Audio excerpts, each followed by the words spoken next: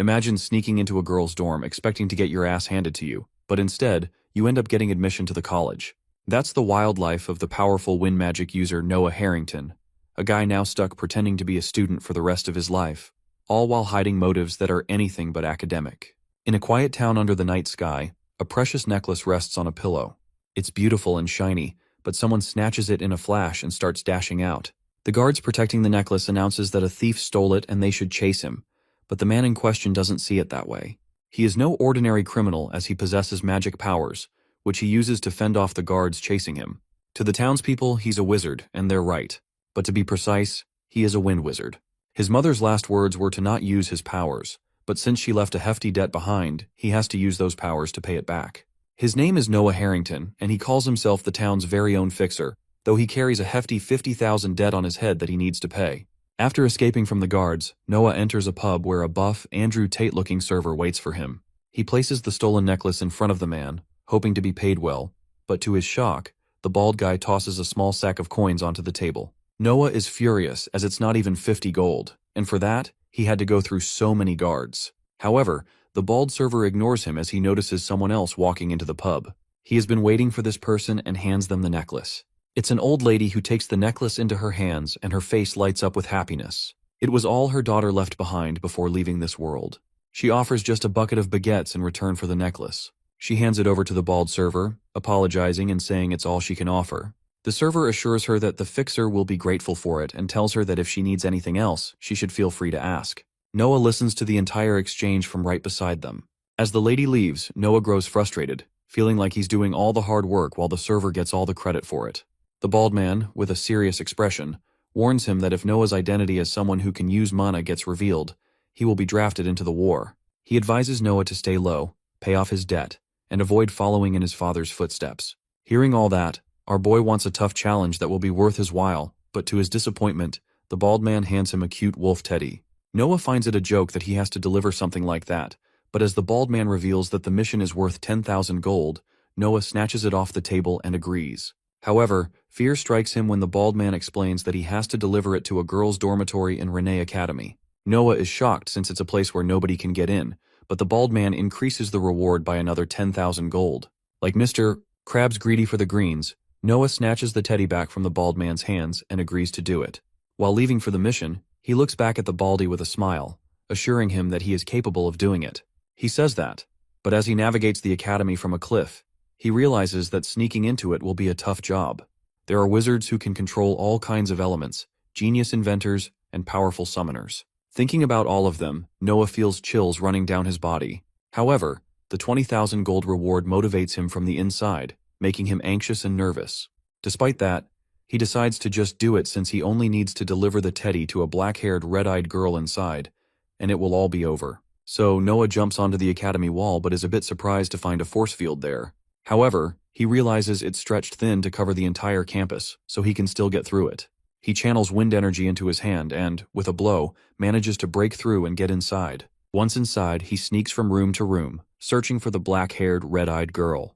However, he is shocked to find there are two girls with black hair.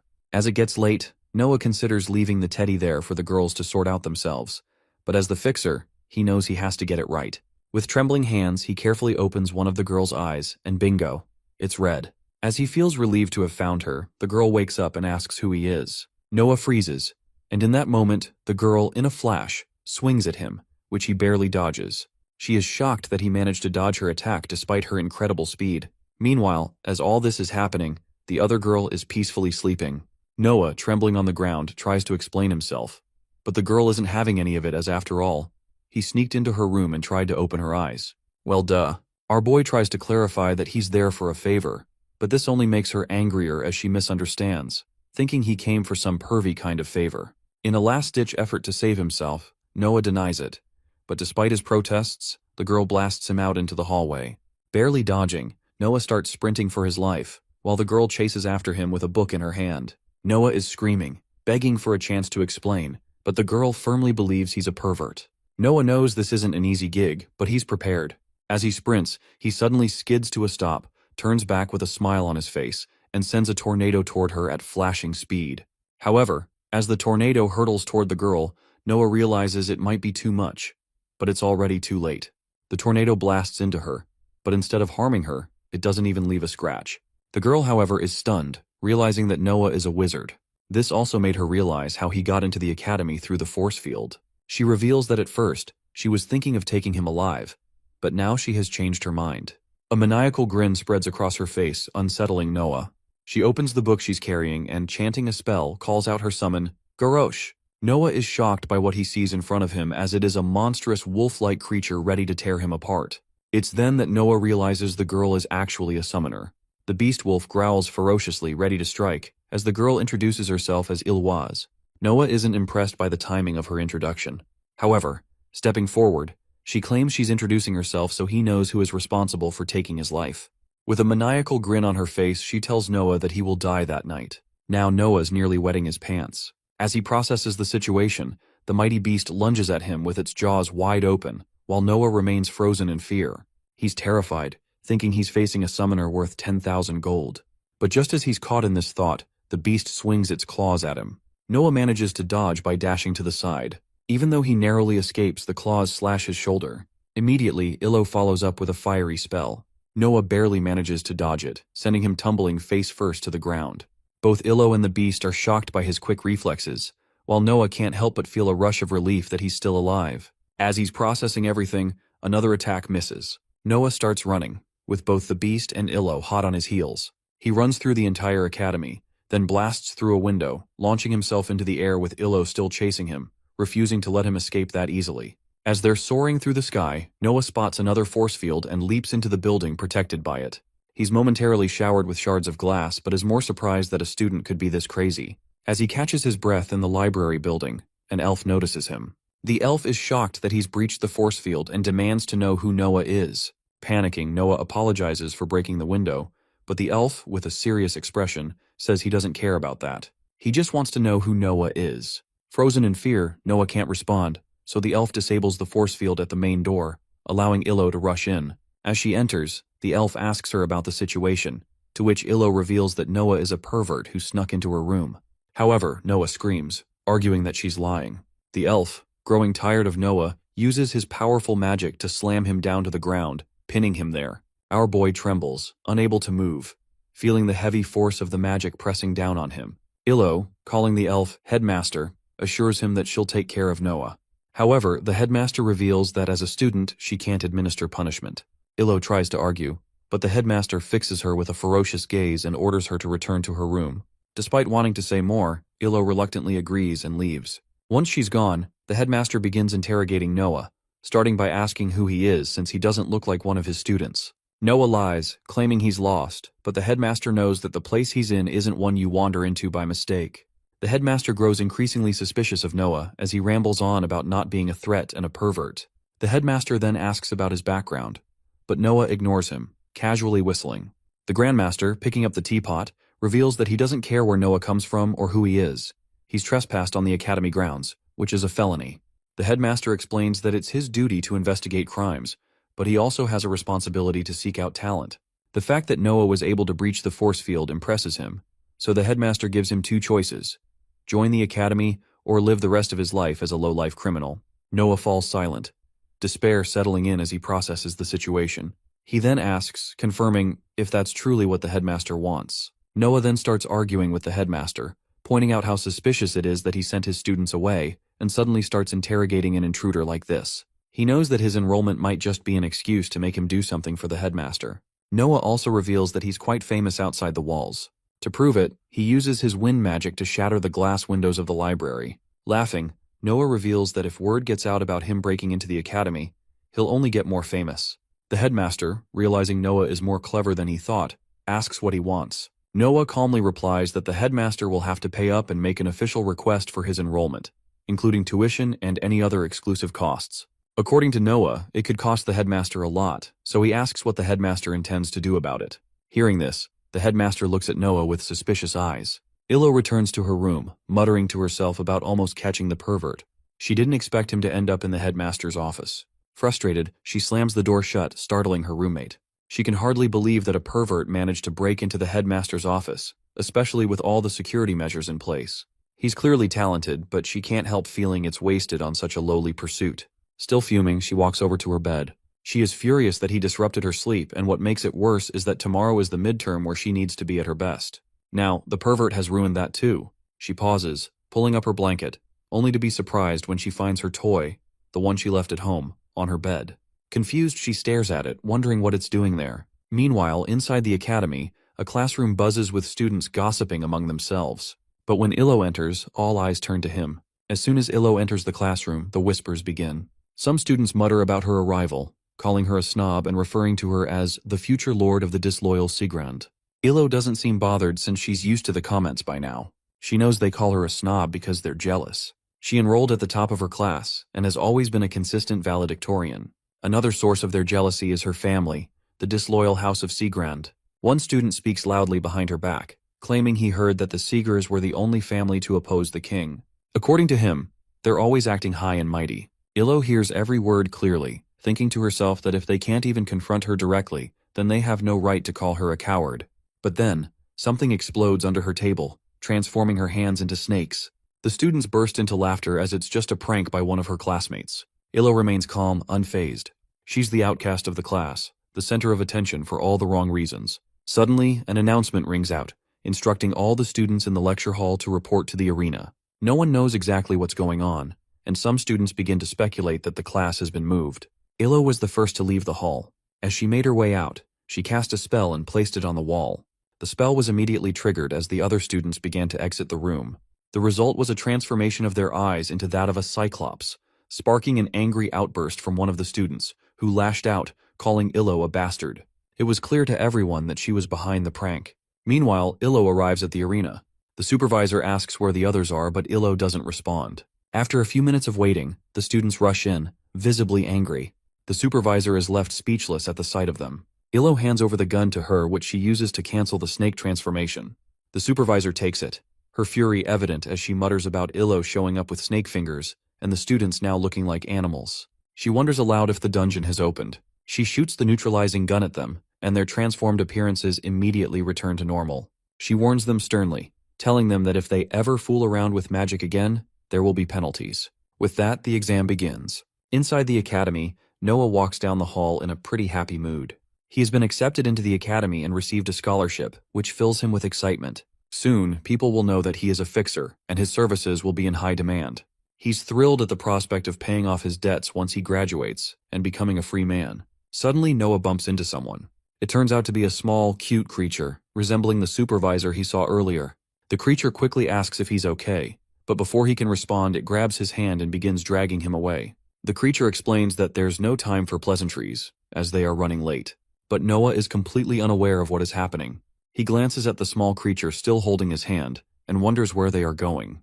The creature responds, mentioning that it's the day of the midterm exam, but Noah has no idea what that means. When they arrive at the arena, an explosion echoes just as they peer inside. The creature seems relieved to see they aren't late, but another explosion soon follows. Noah, now panicked, asks if the exam is really happening, as it seems more like a battle than anything else. The small creature considers this for a moment, and then asks Noah if it's his first time at the academy. It hasn't seen him before, and Noah's presence seems out of place, especially since it's already the day of the exam. Noah explains that he's a new student who just transferred today. The creature seems surprised, as it's uncommon for new students to arrive in the middle of the semester, especially on the first day of the exam. Curious about Noah's lack of understanding, the creature asks if he knows the rules of the exam. When Noah admits that he doesn't, the creature instructs him to observe the other students closely. It explains that each student will pick a ball from a box, and that ball will transform into a knight. The balls come in 7 colors: red, orange, yellow, green, blue, indigo, and violet.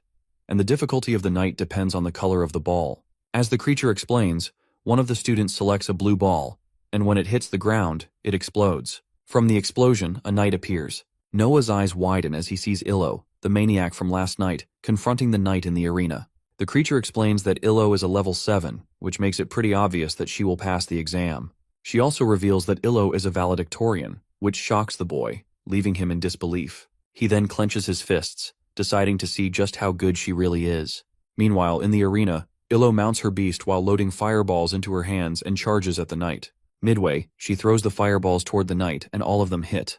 At first, it seems like they didn't do anything to the knight, but suddenly his armor starts breaking apart, shocking Noah, who is watching it all. As it falls, the supervisor announces Illo has passed the exam. Seeing this, Noah gets chills, thinking that if he had been caught last night, he might have ended up like that night. Illo also notices Noah and is shocked that this perv is wearing their uniform. Noah greets her jokingly, referring to her as psycho, but she is having none of it. She blazes with fury while screaming that he must be dying to end their fight from the night before. The supervisor, who is observing them both and disrupting the arena, steps in and scolds her for what she's doing in the middle of the exam. She turns toward Noah and asks if he's a new transfer. Anxious, Noah introduces himself. The supervisor reveals that he's next in line as there are no exceptions for the first day, so he better get ready for the test. She then calls out to the creature accompanying Noah, referring to it as Cootie, and says it's her turn next. Hearing this, Cootie prays under her breath for an easy ball.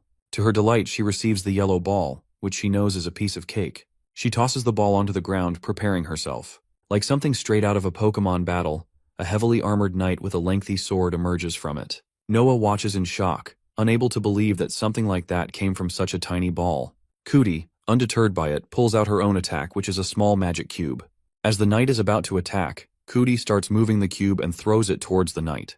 As it hurls toward him, the cube opens up into a net and traps the knight in place. With that, Cootie passes the exam, making her excited. Noah claps for her, saying she's way gentler than the psycho Illo, who just shredded everything into pieces. The supervisor then calls out for Noah's turn, and he's pretty excited about it. Noah confidently steps into the arena while other students chatter about how confident he is, even as a new student. The headmaster is also there, watching to see what Noah is capable of. Approaching the box, Noah feels anxious about what he might get. As he fumbles through the balls, magic balls, the violet one floats and swooshes into his hands. Noah is shocked as the ball flies into his hand by itself. As he pulls his hand out, everyone in the arena is stunned that he got the violet ball on his first day. According to the chatter, it's one of the most difficult, even making seniors fight for their lives in front of it. Illo thinks this might be Noah's first and last day at the academy after getting that ball. Cootie covers her eyes in fear while the supervisor is excited, having not seen a level 7 battle simulation in a while. However, she flinches when she notices the headmaster standing beside her, quickly changing her words to say it might be too much for Noah since he's new. The headmaster is also excited to see what Noah has to offer. Meanwhile, Noah is completely confused by all the chatter around him. Noah, looking at the ball in his hands, throws it on the ground while relaxing and wondering why everyone was so nervous about it. As he does, a massive blast fills the arena with the sound of heavy creaking echoing through the air. Meanwhile, Noah is whistling confidently, thinking it's the same size as the yellow ball. However, his expression changes when the creaking doesn't stop, and the knight continues to grow in height. Before long, a towering knight stands in front of him. Noah is in disbelief that he has to face this massive tank of a knight. As this happens, other students start to worry about Noah facing a level 7 knight, fearing it might just wreck him. Noah feels a chill run down his spine. But as he glances at the other students, he realizes there are a lot of eyes on him today. He knows he has to do something. As he's thinking about it, the mighty fist of the Violet Knight swings toward Noah, who dodges it by inches. The knight follows up with another attack, and Noah tries to evade it by sprinting. Despite its power, the Violet Knight doesn't seem to catch Noah, who is pretty fast. However, Noah is shivering intensely, thinking that if the attack had hit, he would have been dead. The crowd, watching the dodging, starts chattering about how fast he is, while Illo is also confused about what's happening with Noah. As they chatter, the Violet Knight swings its massive arm at Noah. He waits for a moment and then leaps into the air to dodge it. The other students are surprised by his long jump. The Violet Knight isn't done yet. It swings its weapon toward Noah, but this time he doesn't manage to dash or dodge, leaving him stuck in its path. Noah, wondering what he's supposed to do in this situation, remembers the moment when his mom punished him for using magic in front of people. Noah, holding a chair above his head, argued with his mom, who worked as a cleaner at a pub. She reminded him that his father had been drafted because he could use magic, so he needed to be careful. Despite her warnings, Noah used his spell on the table, making it levitate. His mother noticed and scolded him for it. She then approached Noah and, to his shock, hugged him tightly, pleading with him not to use magic, at least not in front of others. Coming back to the present and remembering his mom's words, Noah uses his hands to channel a wind portal in front of him, shooting it toward the incoming weapon of the Violet Knight. The force is so strong that the weapon is deflected and strikes the protective force field surrounding the arena, shattering it. The supervisor, seeing this, is shocked that the weapon just broke through the force field. The students standing below the incoming shards of the force field freeze in shock as the sharp pieces hurl toward them. But to everyone's surprise, the shards don't drop. Instead, they start floating in the air. The students are confused, thinking it's a defense mechanism, but one of them is stunned when they realize it's the new transfer student controlling the shards. Noah is using his magic to gather the shards in the air, forming them into a large ball. As he does, he realizes he's used this spell before, but doing it in front of everyone makes him feel like he's betrayed his mother. With that thought, he throws the shards at the knight with all his might, and they pierce straight through it. Landing back on his feet, Noah knows it is pretty late to follow his mom's orders, so he loads up his wind power in his hands, empowering himself. He's surrounded by a glowing aura of wind as the mighty knight stands before him. Seeing it up close, Noah realizes it isn't enough. Meanwhile, the knight's eye flashes as it locks onto Noah, preparing for a powerful attack. Its target system also detects other students, locking them as targets for the attack, and it loads up a harpoon in its forearms. Noah is terrified seeing the massive harpoon. Students also notice the knight aiming at them, wondering if it malfunctioned. As they process this, the knight suddenly fires a barrage of harpoons toward them. They barely manage to get out of the way in time. Noah is shocked and confused, questioning what the knight is doing. Illo and Cootie, equally worried, scream at the supervisor to stop it before they all get killed. Noah, looking at the supervisor, yells that something seems seriously wrong and suggests shutting the knight down. The supervisor, frantically scanning the blueprint, is confused as well, reasoning that the knight's armor should be too thick to be pierced like that. Meanwhile, Noah pulls his hair in shock, struggling to make sense of what's happening at the academy. Suddenly, another harpoon hurtles toward him, forcing him to leap to the side just in time. Seeing Noah struggling in front of the knight, the headmaster wonders if he has overestimated him. Noah stands in the arena, sweating, realizing his only option now is to take the knight down. However, he has no idea how to do it until a thought strikes him. He calls out to the psycho girl and asks her to lend him some of her powerful fire. Illo, full of ego, yells back that it's his exam and he shouldn't be ordering her around. Noah, pointing at the knight wreaking havoc across the arena, shouts that it will take them all down if they don't act quickly. Hearing this, Illo becomes worried and reluctantly agrees to help. She summons a massive fireball in her hands and hurls it toward Noah, while he prepares his own spell. Using his wind magic, Noah creates a whirlwind above him and combines it with Illo's fire blast, amplifying its size before sending it toward the knight. As it strikes, the knight begins to burn from the inside out. Noah clenches his fist, channeling more wind power into the attack. When the flames finally subside, everyone is shocked to see the knight melting and barely holding itself together. It's the new student's accomplishment, and even Noah himself is stunned by what he's done. Realizing the reality of his victory, he cheers for himself in joy. Meanwhile, Supervisor screams in disbelief at the destruction of her prized golem. Noah turns to Illo, giving her a thumbs up and calling it a great team effort. Illo, acting nonchalant, dismisses him as childish, while Supervisor trembles with regret in the background. Furious, she screams for both Noah and Illo to come to her office. As they walk toward her office, the entire hallway erupts in cheers for Noah's victory over the violent knight. Illo, still jealous, scoffs, calling the celebration pathetic. Noah mocks her, asking if he's so pathetic. Why hadn't she knocked the knight out on her own? This remark infuriates Illo even more, as she helped him, and all he has to say is that. The exchange quickly escalates into an annoying argument, with the two yapping back and forth. Eventually, they arrive at Supervisor office, where she's waiting for them. Clearing her throat, she asks if they know why they've been summoned.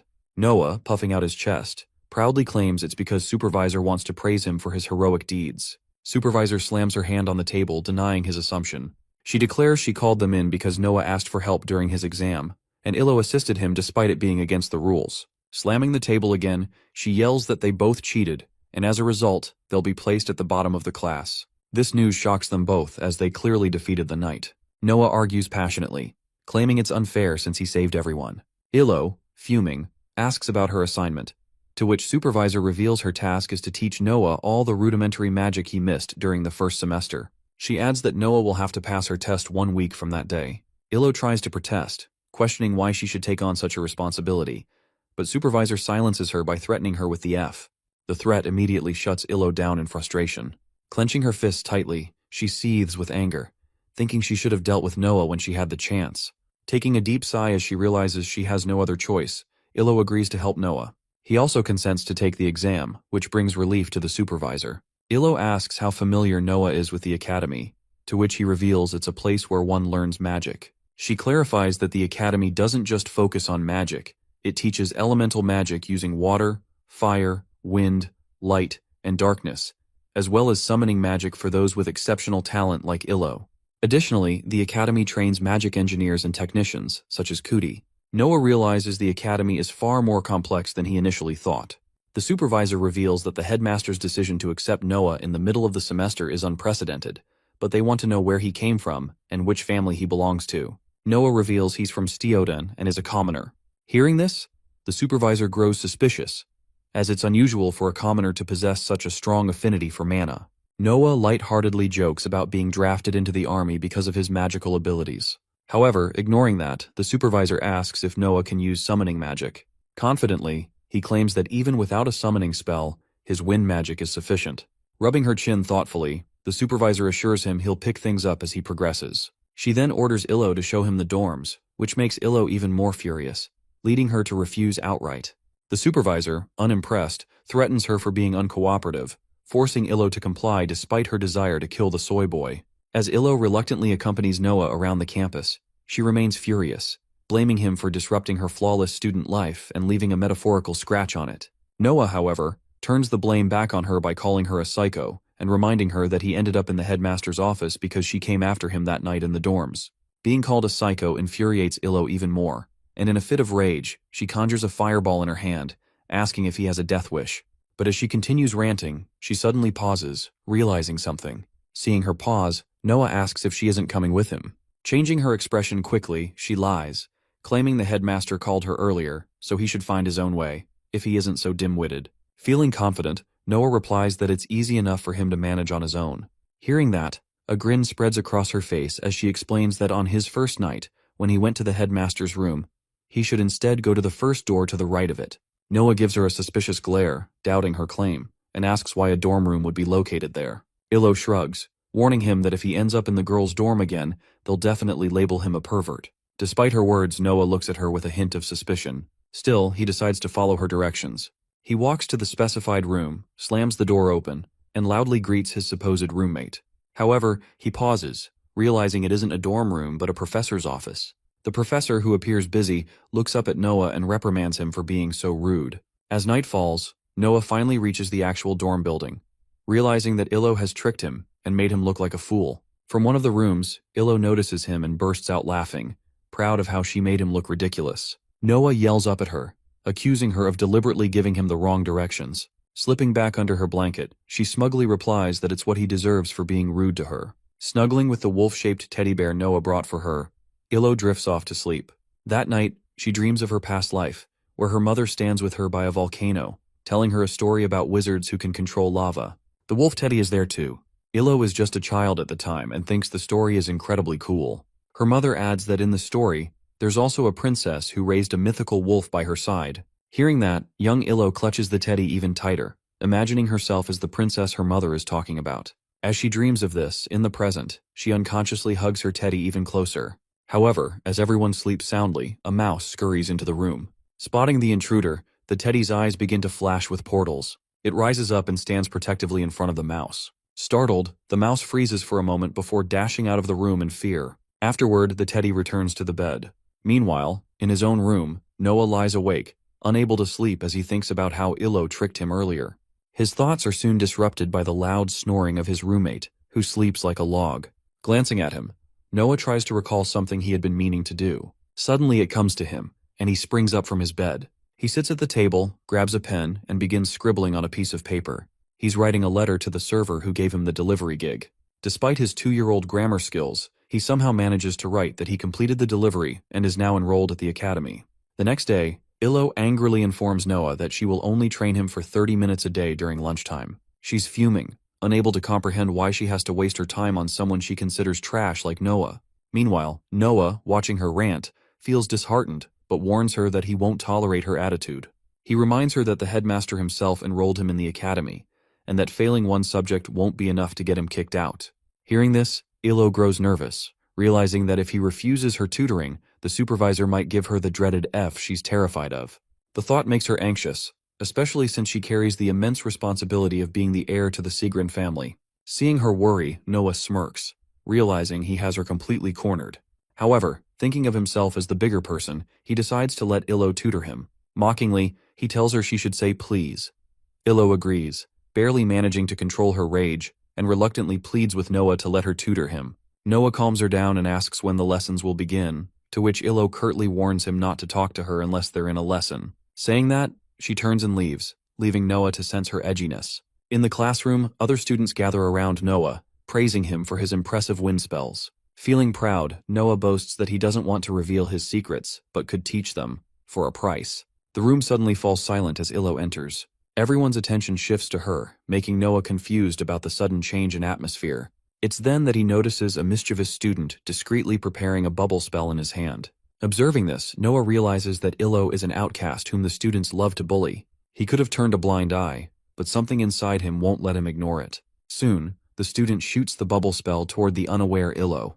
However, just as it's about to hit her, it stops midair, blocked by a powerful wind spell.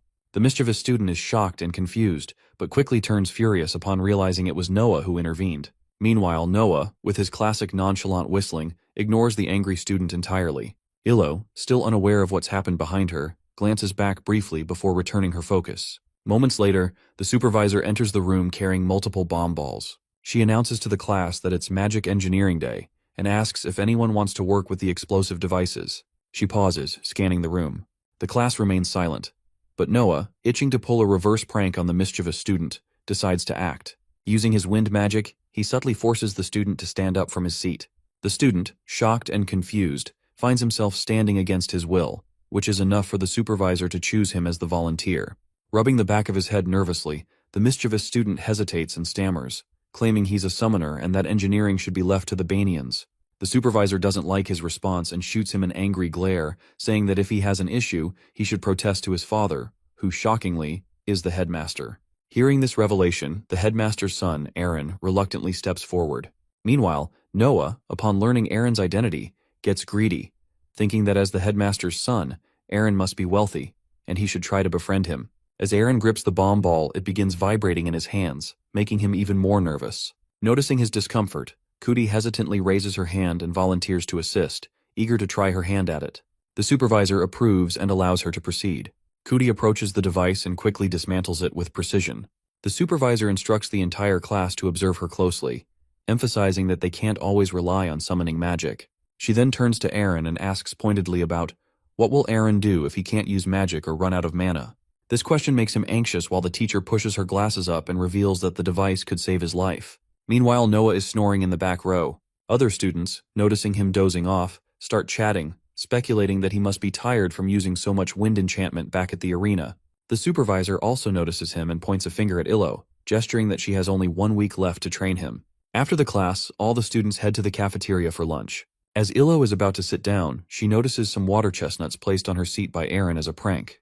Glancing at Aaron, she's about to react when Noah swoops in and sits in her seat instead. Noah quickly feels something under his bum and casually removes it, saying someone must have left it there. As he throws the chestnut, it lands directly on Aaron's plate, making him tremble in anger. Aaron struggles to control his rage, but it's enough so he confronts Noah, loudly asking what family Noah belongs to. Biting into his baguette, Noah replies that he doesn't have a family, which makes Aaron realize he's a commoner. Other students in the cafeteria overhear Aaron's words and are shocked.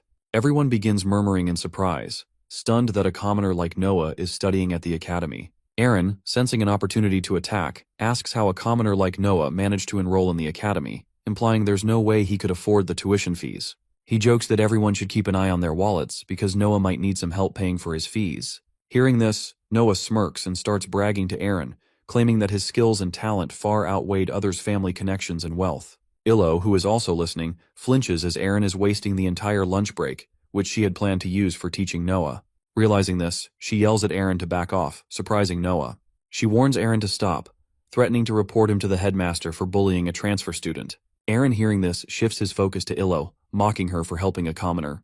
He sneers, suggesting she's doing it so that if she's stripped of her title, she'll at least have someone by her side. He derides both of them, calling them a useless duo of a commoner and a fallen noble. After lunch, Illo takes Noah to an empty classroom. Noah, referring to Illo as his teacher, starts insisting they jump straight into practical lessons instead of focusing on theory. Annoyed, Illo firmly reminds him that she isn't his teacher, to which he casually shrugs, pointing out her attitude.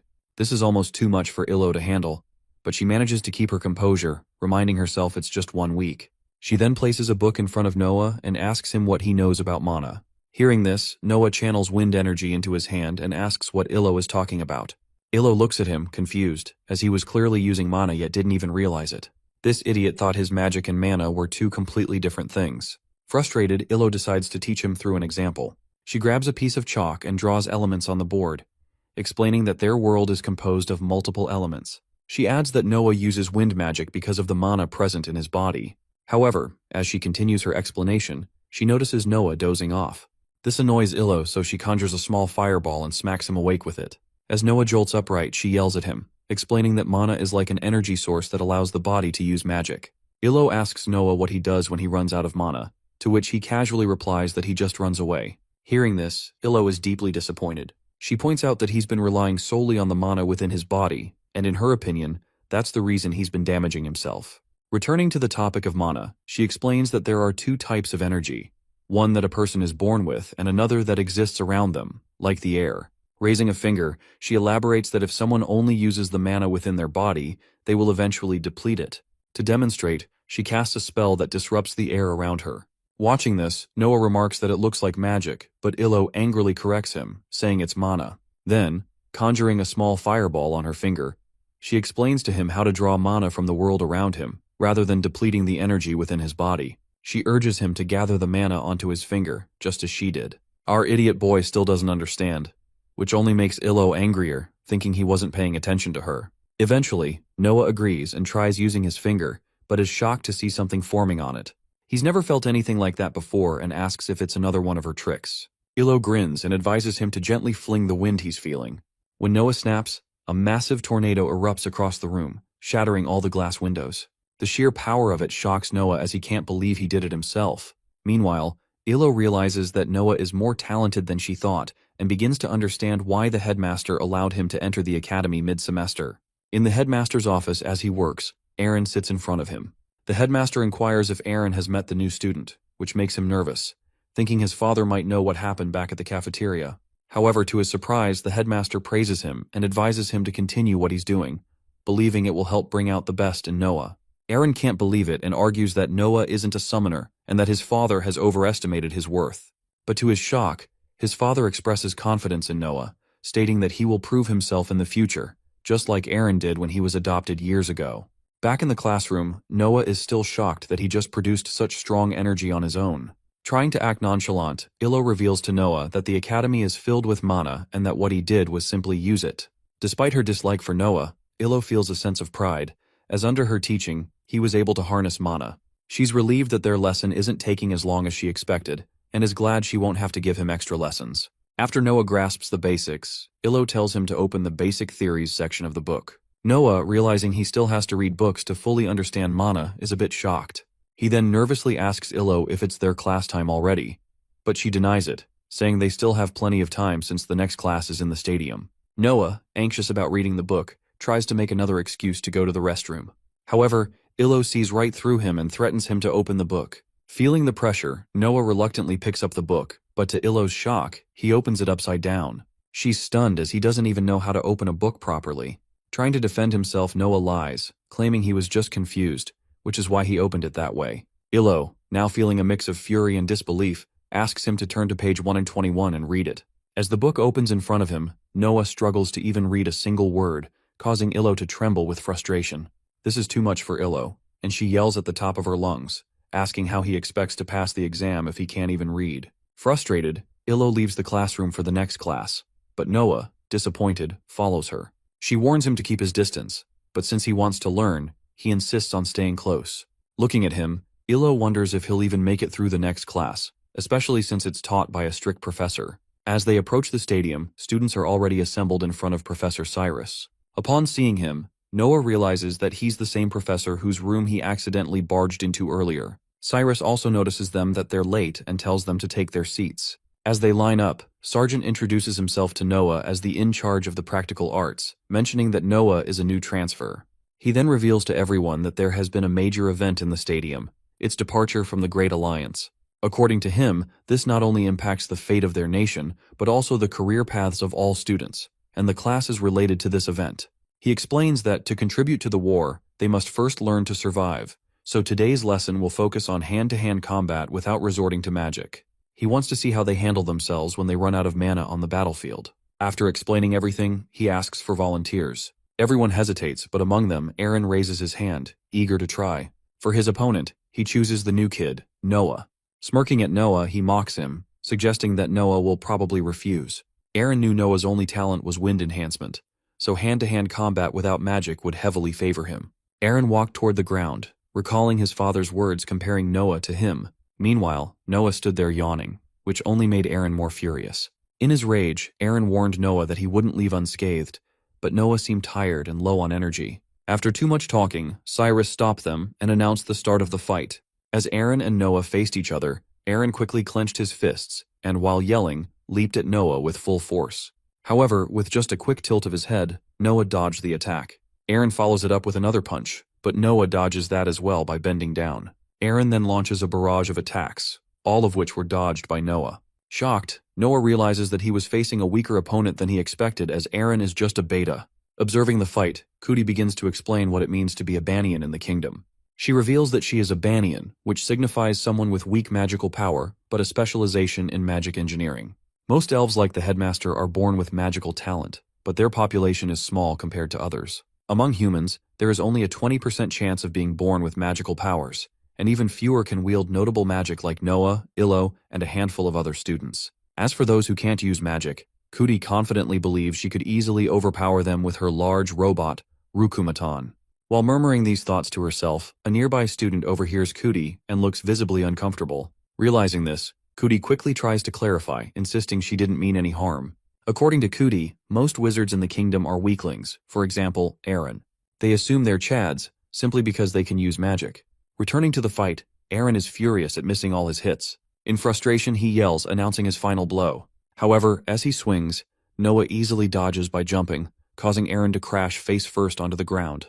Kuti observes Aaron and finds him pathetic. She notes that as a wizard, one can only acquire a limited number of skills during their time at the academy, and if too much focus is placed on magic, they can't develop physical strength.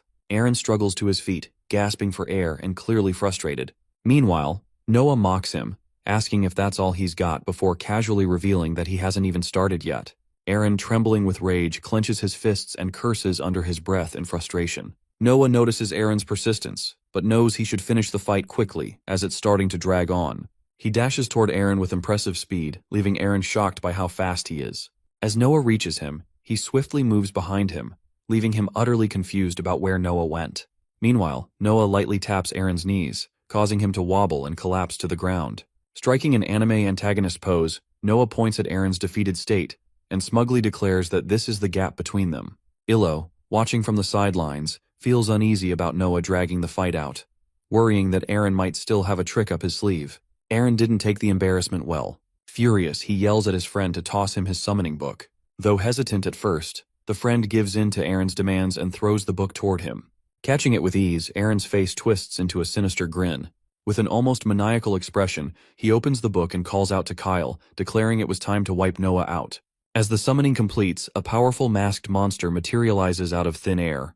Noah's confidence wavered as he took in the creature's ferocious appearance. Wasting no time, the monster unleashes a massive water blast cannon aimed straight at Noah. Acting on instinct, Noah dodges just in time, narrowly avoiding the powerful attack.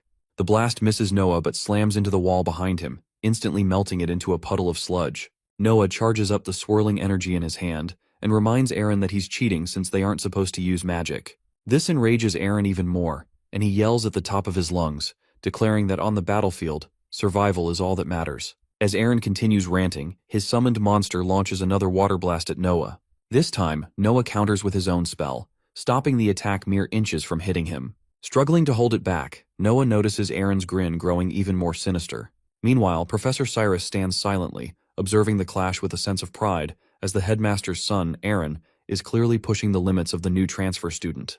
As the two spells collide, the water blast begins to evaporate, enveloping the entire stadium in a thick cloud of smoke. Noah admits he initially wanted to befriend Aaron since he's the headmaster's son, but now he has no choice but to fight him. With determination in his eyes, Noah unleashes a powerful swirling wind attack at Aaron's summon. The summon retaliates with its water cannon, and as the two forces collide, a massive explosion erupts in the arena. All the students, including Illo, are hit by the shockwave and wait anxiously for the outcome. As the smoke clears, Aaron and his summon stand unharmed, while Noah appears battered, leaning against a wall he seems to have crashed into with great force. In the evening, as the class ends, all the students head back to their dorm rooms while chatting excitedly about the magic duel that just took place. Meanwhile, Illo stands in front of the downed Noah. Cootie also rushes toward him in concern. However, as Cootie is about to reach him, Illo shoots her an enraged stare, which is enough to make her turn and run back. Noah, exhausted, looks at Illo's serious expression and asks about her anger. Illo, visibly upset, responds that she's angry because Noah dragged the fight on longer than necessary, causing all the chaos. She's also angry with him for allowing Eren to get his hands on the book, something Noah should have prevented to defeat him fairly. Another mistake, according to Illo, is that Noah goes head-to-head against a summon, which even great wizards find difficult to handle. Hearing her rant, Noah realizes her anger stems from that. Seeing him remain nonchalant only frustrates Illo further, making her yell at him for losing a battle he should have won. She's furious that he hasn't collected mana like she taught him before. Despite being yelled at, Noah reveals that he doesn't care. According to him, it isn't like he's being paid to win or anything there. Enraged, Illo asks if he has no pride since money isn't everything. However, in Noah's eyes, if he holds on to pride, he wouldn't have survived this long. Hearing his response, Illo shouts even louder, exclaiming that if he only cares about money, he should become a merchant or something like that. Saying that, Illo storms off, revealing that she won't be taking any more classes with Noah, as it's just a waste of time. Noah, acting indifferent, knows that the students there don't understand what's really going on. As night falls, Illo arrives in her dorm room, still angry about what happened in the stadium. She's furious with herself for expecting anything from Noah. In her rage, she sits on her bed, only to be shocked when she notices her wolf teddy is missing. She starts searching for it, checking under her pillow and in the drawer, but it's nowhere to be found. Confused, she wonders where it went, but then suddenly realizes Noah must have taken it. She suspects him, thinking he had been in her room before, which made it easy for him to steal it. However, she's puzzled about his reasons for doing so. As she recalls her behavior with Noah in the past few days, she realizes he might have had a reason for taking the doll. Sitting back on her bed, she screams in worry on the inside about the missing wolf teddy. Meanwhile, Eren and his companions head toward their dorms, with his fellows praising him for his victory over Noah. However, despite the win, Eren doesn't seem particularly excited. He tells his companions to leave him, as he wants to go ahead alone. As he walks down the hallway, he feels pain in his arm from the fight with Noah, the impact still hurting. As he continues, he finds Professor Cyrus waiting for him. Seeing him like this, Eren is a bit confused and asks about it. Professor Cyrus reveals that Eren's father is waiting for him in the office. As Eren walks into the office, he notices his father with a smile on his face, greeting him warmly. His father reveals that he has something important to discuss, and asks if Eren minds. With a nervous laugh, Eren replies that he doesn't mind and is free to talk, so they can discuss whatever it is. Hearing this, his father asks him about his roommate and his school routine. Meanwhile, Eren grows more nervous, noticing a change in his father's demeanor, which is unlike him. However, his father quickly shifts the topic and gets to the point, asking Eren about being rude to his professors. Hearing this, Eren becomes even more nervous and a bit scared. He kneels on the ground, apologizing as his father steps closer with a smile. His father reveals that he will be gone for important business, and tells Eren that if he completes his work while he's away, he'll reward him handsomely. His tone then shifts to serious as he warns that if Eren fails, he will have no choice but to punish him.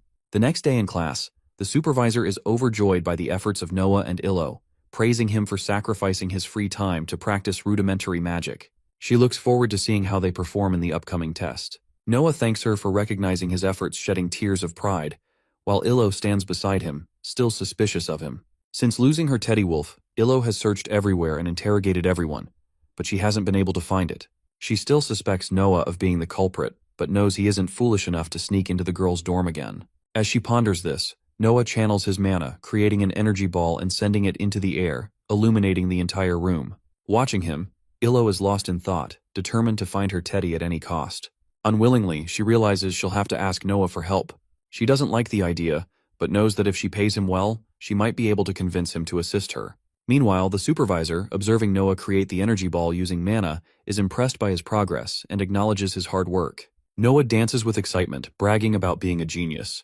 Happy with his efforts, the supervisor grants him a day off for his dedication before leaving to attend to some urgent matters. As she departs, Illo hesitantly calls out to Noah and asks if he still works as a fixer. She reveals that the teddy he brought her has gone missing and asks if he could help her find it, promising to pay him well. Noah is surprised by the request, but casually shrugs it off and refuses. Illo is enraged by his unexpected refusal, especially after offering to pay him. Noah, flipping his attitude, smugly brags about having his own pride to consider, and remarks that, now that he's passed the test, they won't have to see each other again. Noah's response leaves Illo utterly shocked, but to make matters worse, he casually says his goodbye and walks away, leaving a furious Illo stewing over what to do next. Meanwhile, in the kingdom of Stiodan, the throne room buzzes with activity as various royals and dignitaries gather. The room hums with chatter as the nobles await the arrival of His Majesty. Soon the grand doors creak open, but instead of the king, a heavily armored knight walks in. The knight calls out for Lord Chamberlain and engages in a private conversation. The nobles present watch with curiosity and growing concern, unable to discern what is being discussed. As the knight finishes speaking, Lord Chamberlain's expression shifts to one of deep worry, fueling the unease in the room. Wiping the sweat from his brow, Lord Chamberlain addresses the attendees, apologizing for keeping them waiting. He then informs them that the meeting is cancelled. Lowering his gaze, he solemnly declares, under the king's authority, the independence of Stiodan from the Great Alliance. The room erupts in disbelief, gasps echoing as the gravity of the announcement sinks in. Meanwhile, the headmaster watches the scene unfold with a mysterious grin on his face. One royal, unable to contain his outrage, shouts, demanding to know why His Majesty is not present. Glancing at the knight, Lord Chamberlain replies that the king is in poor health and unable to attend. The royal, still unconvinced, turns to Marte, urging him to say something. Clenching his fists and closing his eyes briefly, Marty declares that they have been deceived. As tension thickens in the air, the headmaster quietly tries to leave the room. However, just as he is about to exit, Marty stops him. Suspicious of the headmaster, Marty accuses him of being aware of this plot all along. The headmaster, with a nonchalant demeanor, dismisses any accusations of his involvement. In response, he offers a cryptic prayer for Marte's family, which, instead of bringing relief, only heightens Marte's concern. As the headmaster departs, accompanied by Professor Cyrus, he remarks that now that Stiodan has secured the assets of the fallen nation, it would be foolish to remain in the Great Alliance. The headmaster, turning slightly toward him, asks what he believes will happen if they sever ties. Cyrus reveals that military tensions will undoubtedly escalate, leading to the cessation of funding from the alliance, which is an outcome they could exploit for profit. The headmaster, a sly smile spreading across his face, responds that they will not only profit, but also plunge the region into war. With a glint of ambition in his eyes, he adds that they are about to make history in these war times. Saying that, the headmaster chuckles, and his laughter soon erupts into a loud, maniacal roar. It seems everything has fallen perfectly into place for him, and he clearly has a plan in motion. Meanwhile, in the boys' dormitory at the academy, Noah receives a letter. Curious, he picks it up and examines it. However, upon opening it, he finds the page completely blank, which surprises him. Suspicious, he channels mana energy through his hand, revealing a hidden message within the letter. What he reads leaves him in disbelief. It instructs him to spy on Illo. The next day in class, Noah is really tired after spending the entire night wondering about the letter he received. He has no idea who could have made such a request, offering 10,000 gold in advance and 30,000 upon completion. With that much gold, Noah could easily pay off his debt and start fresh. But he finds the situation a bit sketchy. Besides, Noah has already been rude to Illo, so he can't even talk to her, and to spy, he needs to find a way to get close to her. As he slumps on the table, lost in thought, Cootie notices him and is weirded out by his behavior. After completing the lecture, the supervisor informs all the students about an upcoming positions tournament, which requires a powerful team composition. She instructs everyone to hand in their applications by the end of the day after forming teams. The whole class starts chattering, trying to find their teammates, while Cootie is excited to form a team with Noah. He agrees to team up with her, but then notices Illo, who is sitting alone with no one around her. He starts considering making her a teammate. Other students have also heard the news of the fall of the Seaground family and are gossiping about it, joking that she might have to quit school because of it. Noah, overhearing this, gets a bit worried for her, realizing she is suffering because of her noble background. The students keep poking fun at her, pointing out that she is pretending to ignore them even after hearing their mocking. However, Noah calls them out.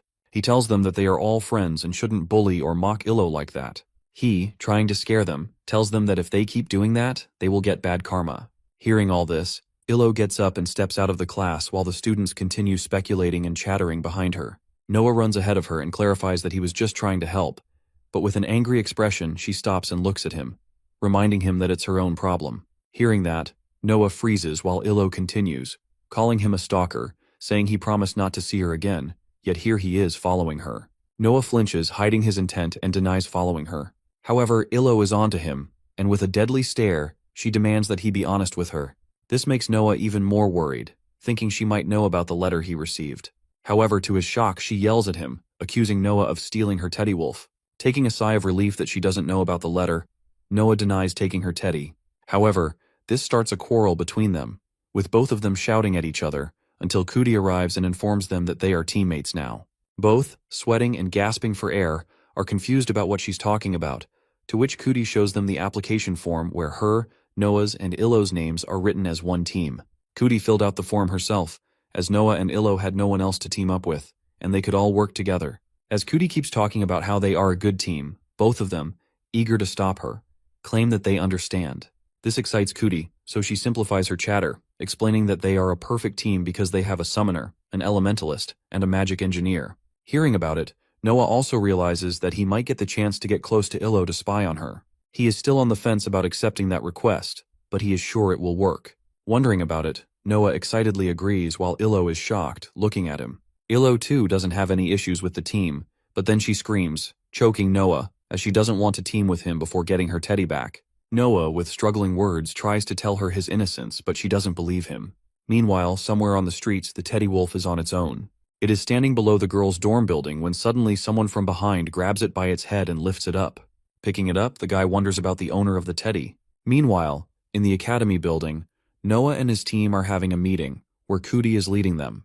They are a team, but according to Cootie, they still need a tank, and for that, they need to recruit someone for the role. Cootie, with the suggestion, also has an idea for it. She refers to a person who is a Galagon, speculating that he might not have found his team yet. Hearing about the person being a Galagon, both Noah and Illo are shocked. Cootie, with a determined expression, reveals that her plan is to recruit all the outcasts who don't have teams, so they can form a perfect fit together. This outcast thing frustrates Illo even more, but all she can do is hold in her frustration and listen. Cootie continues, saying that the person is Noah's roommate and will be a perfect tank for their team. Noah realizes she is talking about his roommate but is worried that he might make Cootie uneasy. Cootie denies it, saying it's been 4 years since the Galagon War ended. Even the headmaster who fought in the Galagon War and was killed early by one of them accepted Mumu, who was a Galagon, into his academy. The war left scars, but according to Cootie, talent is talent, and nobody can ignore that. However, Noah is hesitant, as his dad also died fighting in that Galagon War. Cootie, trying to make him understand, tells him that the Galagons weren't to blame, as it was their king who started the war. Illo also is in favor of taking Mumu into their team, as it's just a group assignment. Despite both of them agreeing, Noah still feels a bit uncomfortable teaming up with a Galagon. Meanwhile, all of this is happening. Illo still hasn't gotten her teddy back. How did that happen? Well, as she was sleeping with it, the teddy suddenly awakens, noticing movements in the room. It was an enchanted teddy, designed to protect her. That day, the teddy was at its best, keeping an eye on a mosquito buzzing around the room. To protect Illo from it, the teddy leaps towards the mosquito, but accidentally falls out of the 3-story dorm room window and lands on the street. Meanwhile, Illo sleeps peacefully. Despite falling out, the teddy decides to climb back up. However, its attempts fail time after time. As it lies on the ground, disheartened, a person appears, picks it up, and what happens next remains unknown. Back at the meeting, Noah is still grumbling at the thought of including Mumu in their team, as he is a Galagon. Cootie is also in favor of including Mumu in their team, as he is incredibly strong in hand-to-hand combat, despite being weak in magic. According to Illo, he is perfect for them since they lack physical power among the 3 of them. Cootie, hearing her insight, is quite impressed by Illo. While discussing, they reach Mumu's hideout, and walking in, it's filled with branches and flowers. It's like a whole garden. Seeing that, Noah is shocked, not even remembering what word to use to describe the vibes of that place. Illo fills that blank by saying it's beautiful, something Noah struggles to say. Hearing her, Noah denies it, revealing that he was thinking of something much better than that. Meanwhile, Illo, noticing the roses around, realizes that it's quite an extravagant hobby, and the upkeep must be a hassle for Mumu. Hearing her, Noah wonders if all of this is quite expensive, but Cootie reveals that it's about the effort it takes. Illo, walking around remembering that she also had a garden like this at home, but then becomes a bit sad, thinking about it being abandoned since no one is there to take care of it after her mom died. As they're looking around, Noah and Illo are left with their jaws wide open as they notice her teddy in the garden. Illo, rushing toward it, can't believe how it got there. However, then someone steps out of the shadows. This figure wears a farmer's hat and is towering over them, questioning who they are and what they want. Illo, enraged, screams at him, convinced that he's the one who stole the teddy. However, the guy seems oblivious. Cootie yells that they shouldn't scream at the guy since they're here to recruit him, but Illo, with her manic grin, is now thinking about teaching him a lesson. Even the guy who is Mumu, the one they wanted to recruit, is pretty worried about Illo's behavior, as she screams at the top of her lungs to get her doll back. She then threatens him to cooperate or she'll have no choice but to burn the whole place down. Hearing that, Mumu tries to stop her, but as she's furious, she whips out her book and calls her summon Garrosh. While she's doing that, Mumu, with his muscular build, grabs her whole body, making the summoning book drop from her hands onto the ground. She's even more furious now as he lays his hands on her, but is shocked by how quickly he grabbed her. Mumu, realizing he went too far, steps back, telling her that she can't just burn his stuff. Meanwhile, all of this is happening while Noah stands in the background, watching it all. Illo notices him and yells at him to help her get her teddy back, promising that she will apologize to him for blaming him. Realizing she will apologize, Noah agrees. But he knows it won't change anything since Galagons, once they set their eyes on something, never let go. They're pretty greedy. Thinking about that, Noah changes his mind and turns back, saying that she'll have to give up her doll, and that it was a pretty bad idea to try to recruit a Galagon. This comment doesn't sit well with Mumu, who slams his hand on the table, asking what Noah means by that. Noah feels a bit worried as Mumu asks him why they are treating him like that. This enrages Mumu even more, and he leaps toward Noah, throwing a heavy punch. However, Noah, with his classic sidestep, dodges it, revealing that Mumu is as terrifying as everyone says as he could kill someone with that punch. Mumu, trying to clear himself, reveals that he was just trying to make them leave, to which Noah reminds him about the Galagon War and their role in it, blaming him for starting the war. This freezes Mumu, while Illo, a bit confused, wonders why Noah brings up the war like that. Mumu, clenching his fists, argues with Noah to let it go, saying it was already 4 years ago. However, while the war may be over for Mumu, it is not over in Noah's mind. He never forgave Galagons. Saying that, Noah leaps toward Mumu with his loaded fist. However, Mumu absorbs the blow with his block. Everyone there is shocked, as even though Noah used all his strength in that magic attack, Mumu still doesn't seem affected at all. Despite getting blocked, Noah channels his wind spell in his hand, revealing to Mumu that he heard they could rip someone apart with their bare hands. This comment enrages Mumu even more as he clenches his fist, veins popping, and swings at Noah while screaming that what Noah said was just a rumor. Noah dodges, but realizes that if it hits, he'd be sent flying. Mumu follows that up by grabbing Noah's hand and, with full force, throws him toward the ceiling.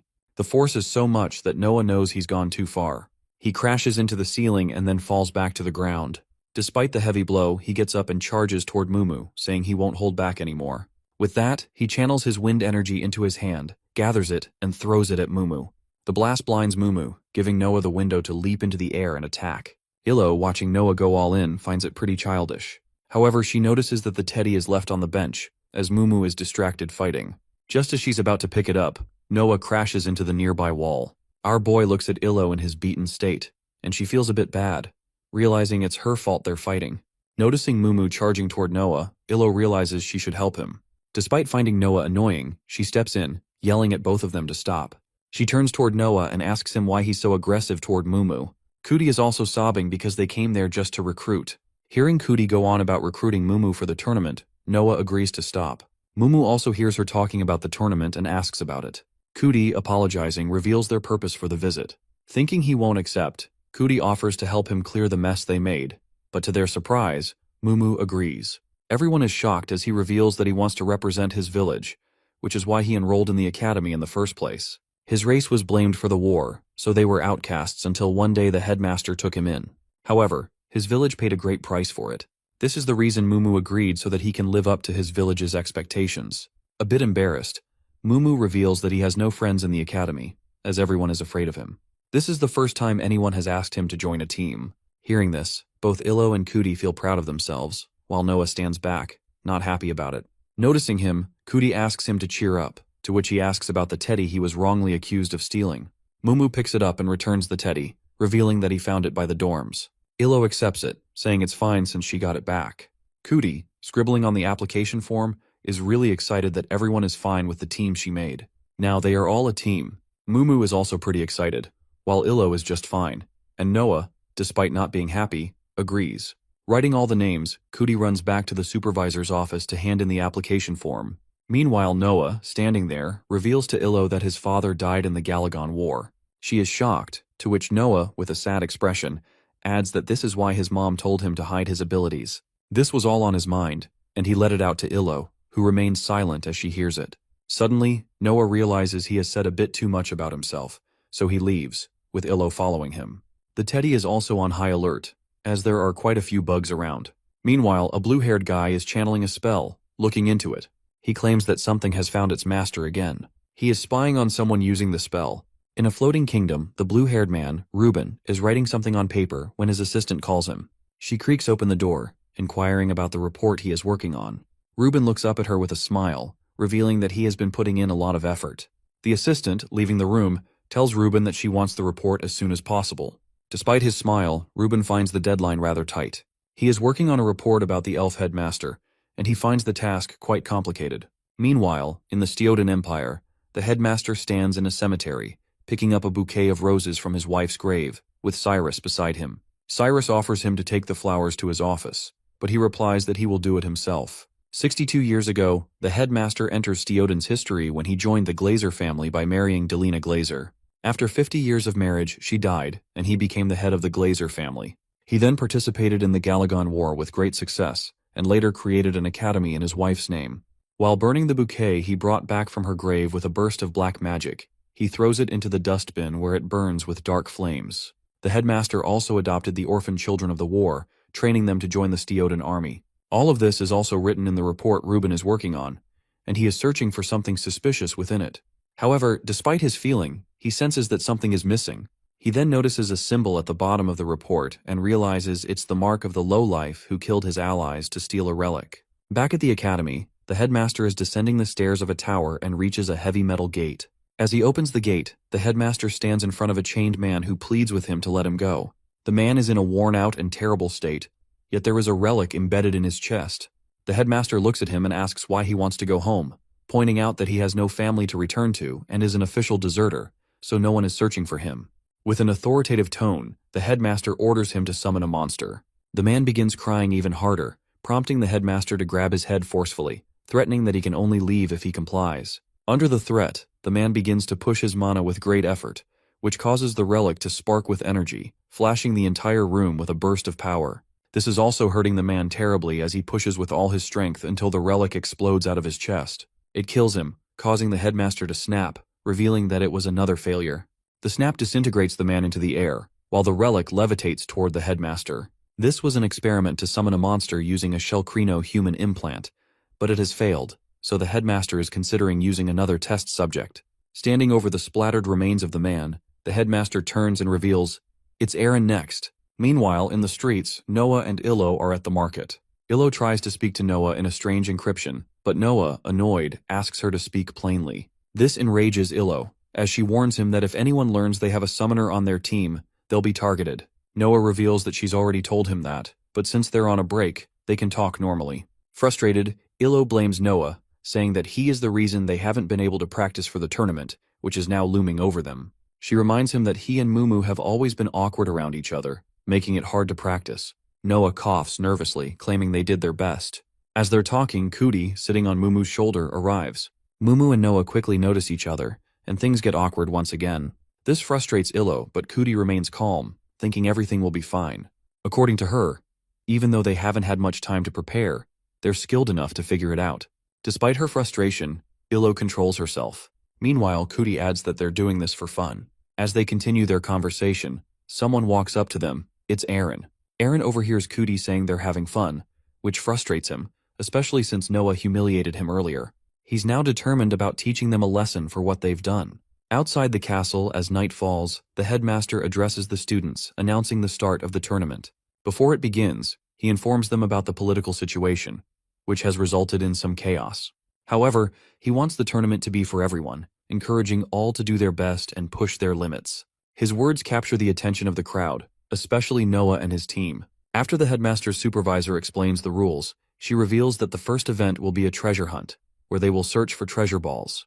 The team that finds the ball containing the ancient relic will win. She also explains that there are no time limits for the event, and adds that stealing treasure from others will be considered cheating.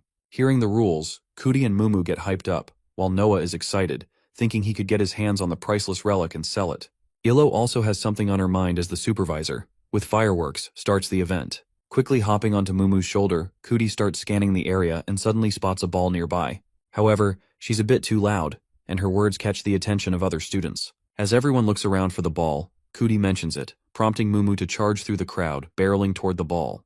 Meanwhile, Noah and the others just stand there, watching him go.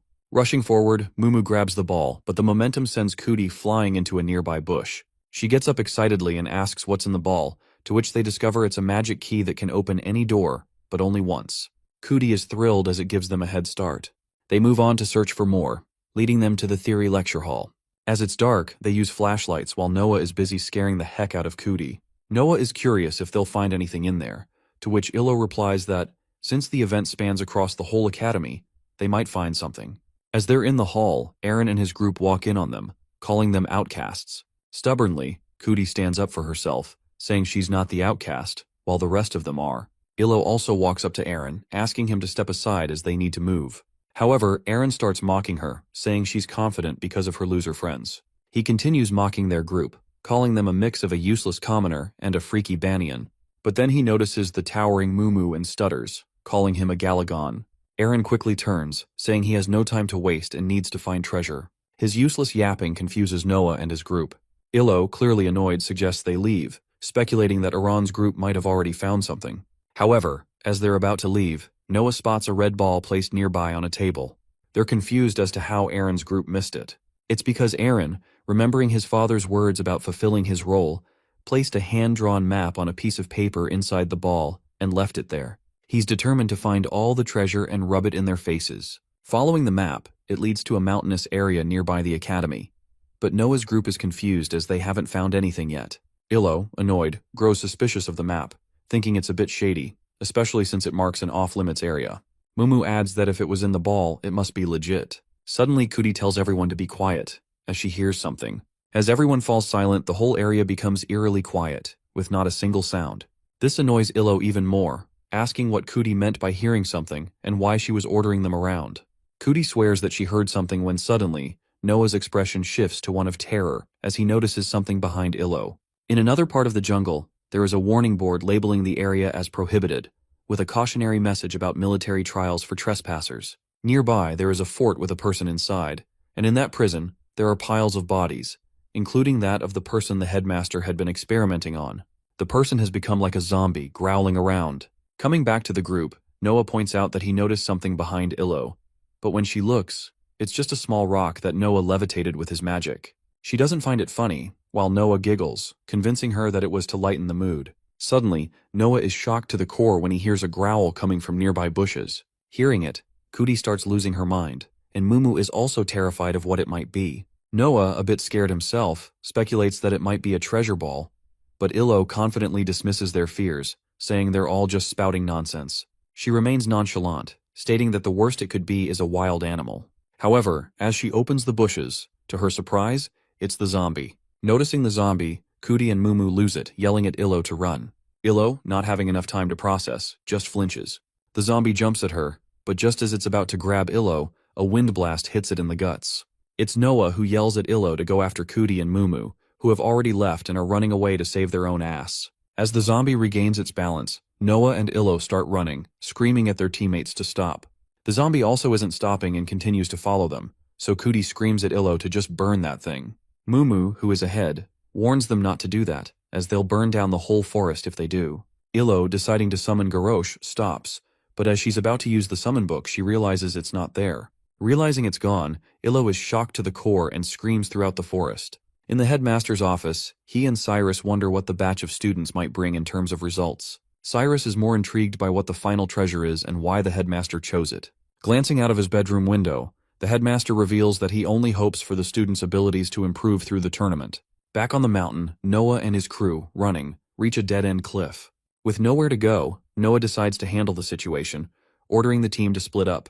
Noah knows that, this way, the monster will have to choose one of them. He loads up a heavy wind ball in his hands. According to Noah, at least a few of them can get to safety. However, despite his determination, Illo finds him annoying. Knowing there is no other way, Noah sends a tornado attack towards the zombie, and it starts swirling around, blinding it. The zombie mumbles something, which shocks Noah. In that moment of shock, Noah accidentally steps over the cliff and free falls towards the ground below. Seeing him fall, Illo wonders if he's dead, and hearing that, Mumu starts crying out loud despite being the big guy. Cootie is also panicking, but she has a gadget up her sleeve. She whips out an emergency exit mask, which is just a normal sleeping mask to make him sleep and escape reality. Illo yells at her to stop while loading up fire spells in both of her hands. She decides to take the risk of setting the forest on fire since they have no choice. As she's chanting, she's shocked to see both Mumu and Cootie are already far gone. Now she's on her own. As she prepares to fight, she hears Noah calling her from down the cliff. He's screaming for her to jump, confident that he will catch her if she does. Seeing the zombie coming toward her, she jumps, trusting Noah. However, our classic Noah doesn't catch her, and she falls to the ground. She's a bit hurt, but relieved that the zombie has stopped chasing them. Noah is curious about what that thing was, to which Illo replies that there's no use thinking about it. She's also furious with Cootie and Mumu for fleeing and leaving them behind. As the chase settles, they both decide to search for Illo's book, while the zombie walks back to where it came from. It collapses, shedding tears from its eyes, and falls to the ground with the other pile of bodies. After searching for a while, they find the book and head back to the academy, where they are shocked to see Mumu and Cootie already there. However, Noah is confused about what they are doing, gathering a crowd around them. As soon as they notice Noah alive, they become emotional, unable to believe it. Meanwhile, Illo is furious that they had left them to die in the face of danger. Cootie, trying to clear herself, starts rambling about what she has done and how it is all a big misunderstanding. Noah, stopping her from talking, questions the people they have gathered. Cootie reveals that the map is fake, which has also been received by other students, so she has gathered them to get clues and find the culprit. Hearing that, Illo becomes even more furious, feeling that Cootie has been treasure hunting while they were fighting off zombies. However, Cootie reveals that they have also collected a lot of treasure balls. Mumu, with excitement, shows them what they have found in the balls, but an enraged Illo slams them to the ground, furious about it. Pleading, both of them reveal that they have found a riddle to obtain the final treasure, which Mumu has memorized while searching for smaller ones. Illo, now curious about the riddle, listens as Cootie reveals that it says something about something that kills everything, destroys kings, and even turns young men. As she is revealing the riddle, Illo completes it, which shocks both of them. She reveals to them that it is a famous classic riddle, and it is time, as time turns everything into nothing. Telling them this, Illo suddenly realizes something and looks back at the clock tower. She tells the others, but her words are overheard by nearby students, who start running toward it, getting ahead. Seeing them, Illo realizes they can't catch up with the students on foot, so she orders Mumu to throw Noah so that he can fly the rest of the way with his wind magic. Noah finds it ridiculous, saying she must be possessed to come up with something like that. But before he can say anything else, Mumu picks him up into the air and with full power swings Noah like a rag doll. It is a special attack called Mumu's Throw. Wow, such an innovative name. As he is thrown, Noah flies through the air like a rocket, screaming at the top of his lungs. Cootie, from the ground, tries to spot him in the sky and is surprised to see that he has turned into a dot in the sky. Curious, Cootie asks about the inspiration behind Mumu's attack's name, to which he embarrassingly reveals that it is something he has seen in comics. Meanwhile, Noah is shocked to be flying through the air, but soon realizes that instead of going up, he is now heading down. Realizing how far Mumu has thrown him, he is stunned, but now he needs to figure out how to land in the clock tower. For that, he uses his wind power to push himself into the air and toward the tower. As he nears the clock, he notices a ball at the junction of its arms. He lunges at it and grabs it, while the whole group from the ground cheers for him as he hangs from the clock. Noah holds the ball in his hands, excited to open it, but as soon as he touches it, it starts cracking. Suddenly, it explodes with a flash, illuminating the entire academy and revealing a summoning scroll. With that, the fireworks start, signaling the end of the first event as Team Noah emerges victorious. The next morning, Illo shocks the whole crew by appearing with a broken arm. She believes it is due to her jumping off the cliff, so she can't participate in the next tournament. She wants to go home to get treated so she can participate in the next game. Cootie is worried, as the next challenge is tug of war, and the three of them can't play. However, Illo makes her even more worried by revealing that Noah is coming with her. Noah is confused about what she is saying, to which she smirks and reveals that her family wants to meet him, as he is responsible for her condition. That day, they set off for Illo's hometown. Noah is a bit annoyed about ending up accompanying her, especially since, in his opinion, her injury has nothing to do with him. According to him, he had offered to catch her, but she didn't take his offer. While Noah is mulling over this, Illo sits quietly in the carriage, staring out the window and reflecting on what had happened a few hours earlier. That morning, Illo called home to inform them about her broken arm. Her butler, upon hearing the news, was shocked and immediately asked who had hurt her and if she needed him to send a knight. He was so loud that even the supervisor overheard him. Illo, trying to calm him down, revealed that she had injured herself and only needed him to arrange for a healer to be ready when she arrived. The butler agreed but expressed concern about how Illo will travel alone. He offered to send an escort, but since it would take too long, Illo declined. He then suggested she bring a friend along. Hearing this, Illo was taken aback as she didn't have a single friend at the academy. The butler, noticing her reaction, was a bit surprised but quickly became worried. He asked if she doesn't have any friends at all. Embarrassed, Illo lied, claiming she had plenty of friends who were eager to accompany her, making it hard to choose just one. However, deep down, she knew the truth that she was an outcast. The butler, relieved by her response, assured her that he will make arrangements for her and her friend. Back in the present, as she thinks about the conversation, Illo feels a bit upset with herself for lying to the butler. Seeing Illo's stern expression, Noah wonders if he might be in trouble for insulting her, given that she is a noble. Illo notices his nervousness, and when she questions him, he lies, saying he's completely fine. Trying to change the subject, he asks if her family has guards, and whether they detain people back at her estate. Realizing the source of his unease, Illo reassures him that she was just joking earlier, and that her family simply wants to meet him. However, she sternly warns him to behave with dignity in front of her family. Still nervous, Noah promises her that she can trust him to act properly. After some time, the carriage arrives at the royal estate. As they pull up, dozens of maids and butlers are lined up, waiting to welcome Illo. Witnessing this grand reception, Noah is shocked, finally realizing the extent of her noble status. The head butler rushes toward the carriage, visibly worried about Illo. She calmly reassures him, revealing that she's fine despite her earlier injuries. Hearing this, the head butler is relieved and asks if Noah is the friend Illo had mentioned bringing with her. Nervously, Illo admits that he is, and quickly requests the butler to escort them inside, hoping to prevent Noah from catching on to her lie. As the butler leads them in, Illo grows curious about the reduced number of staff present. The butler explains that they had dismissed all staff members under the age of 30.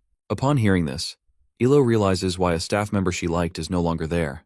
The butler then becomes emotional, tearing up as he laments that Illo should be enjoying her youth instead of worrying about them. Illo, finding his dramatics annoying, brushes it off. As they ascend the staircase, she shifts the conversation, asking about the healer so she can be treated quickly. The butler confirms that the healer had arrived before them and offers to show Noah to his room. As they are talking, Illo notices a regal figure standing at the top of the stairs. Her heart sinks as she recognizes him. It is her father. Nervously, she addresses him as such, while the butler, realizing his mistake, apologizes for forgetting to inform her of her father's earlier than expected visit. Her father's stern gaze fixes on her injured arm, and with a deep, commanding voice, he asks about it. Illo hesitates but confirms her injury.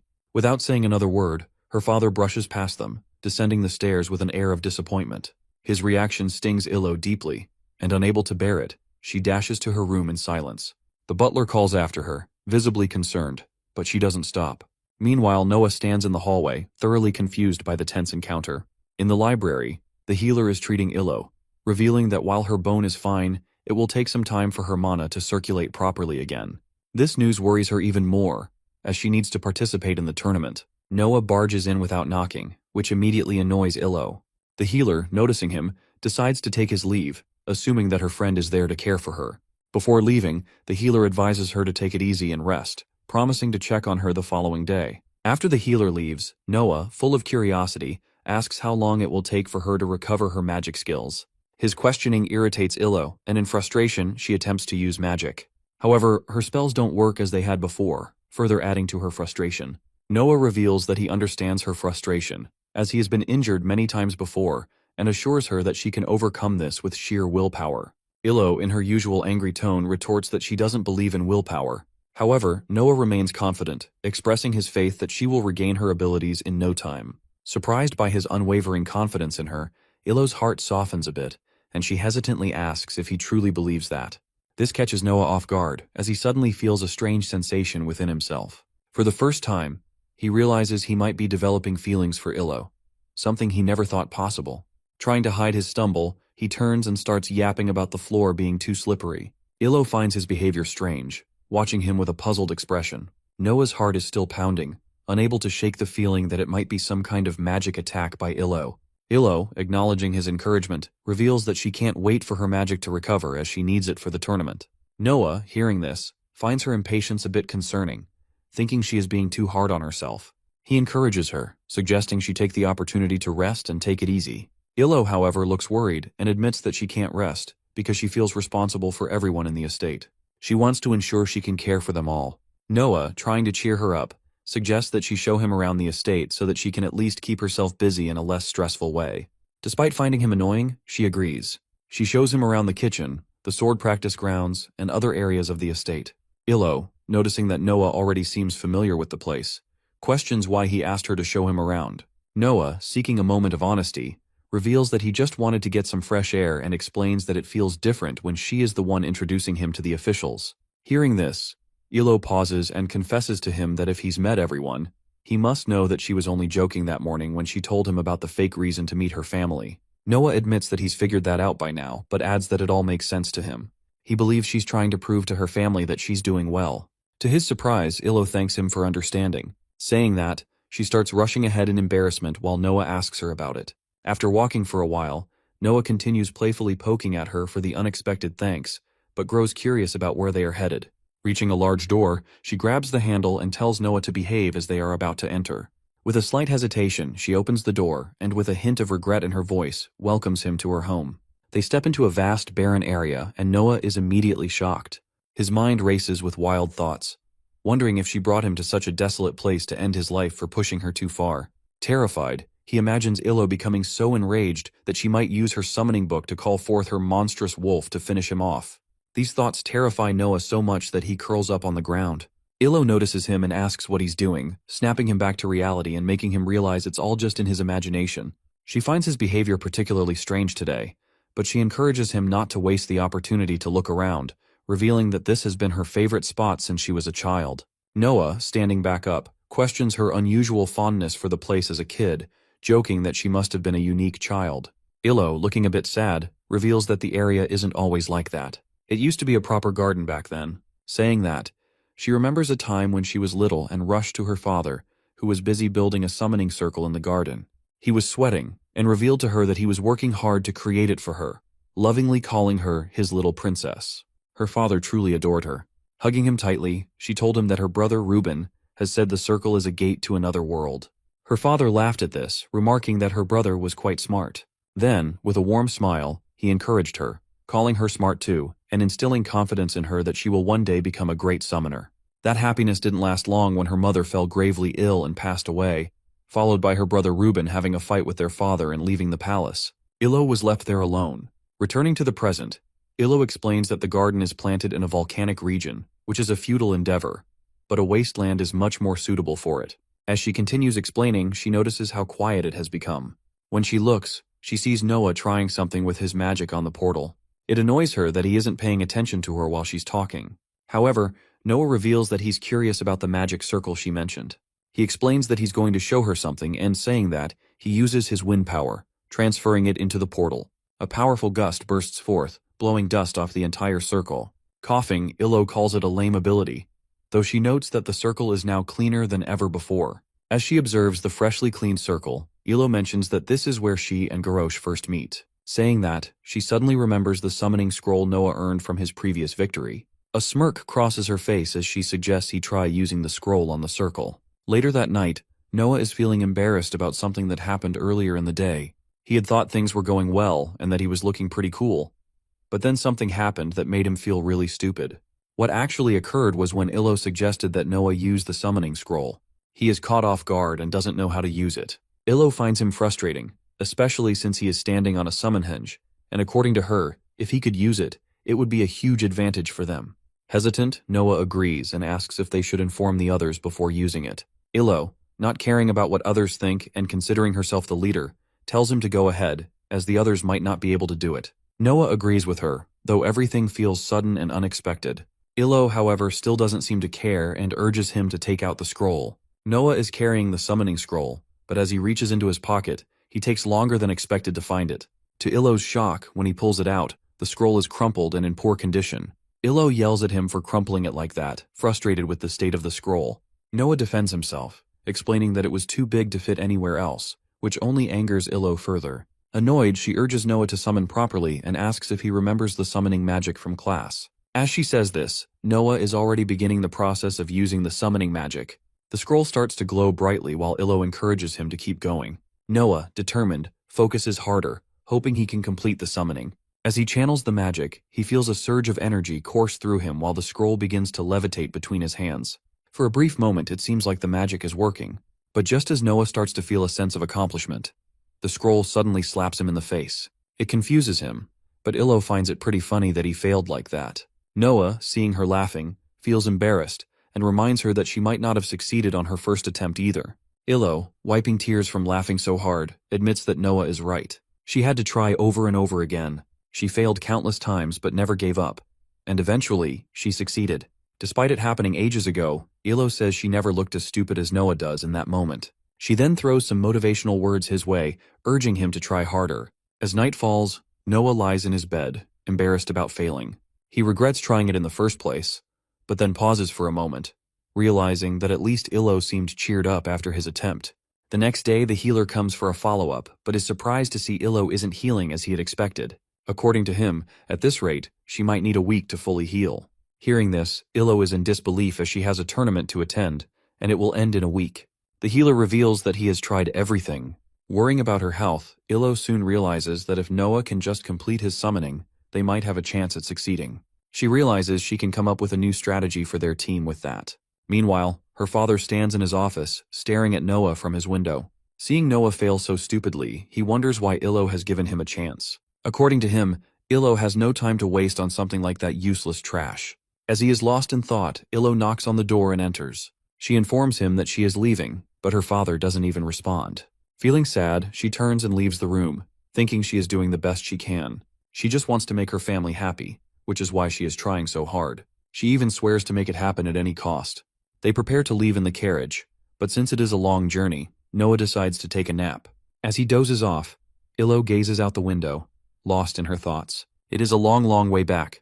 Eventually, upon reaching the academy, they are greeted by an excited Cootie. She reveals to them that they have won the tug-of-war match by using fire magic on the rope, but Mumu won't let it go. She adds that the rope is made of special material, so it doesn't burn up. Hearing that, Illo isn't as excited, as the tug-of-war match doesn't award them many points, and now they will have to try hard in the upcoming volleyball match.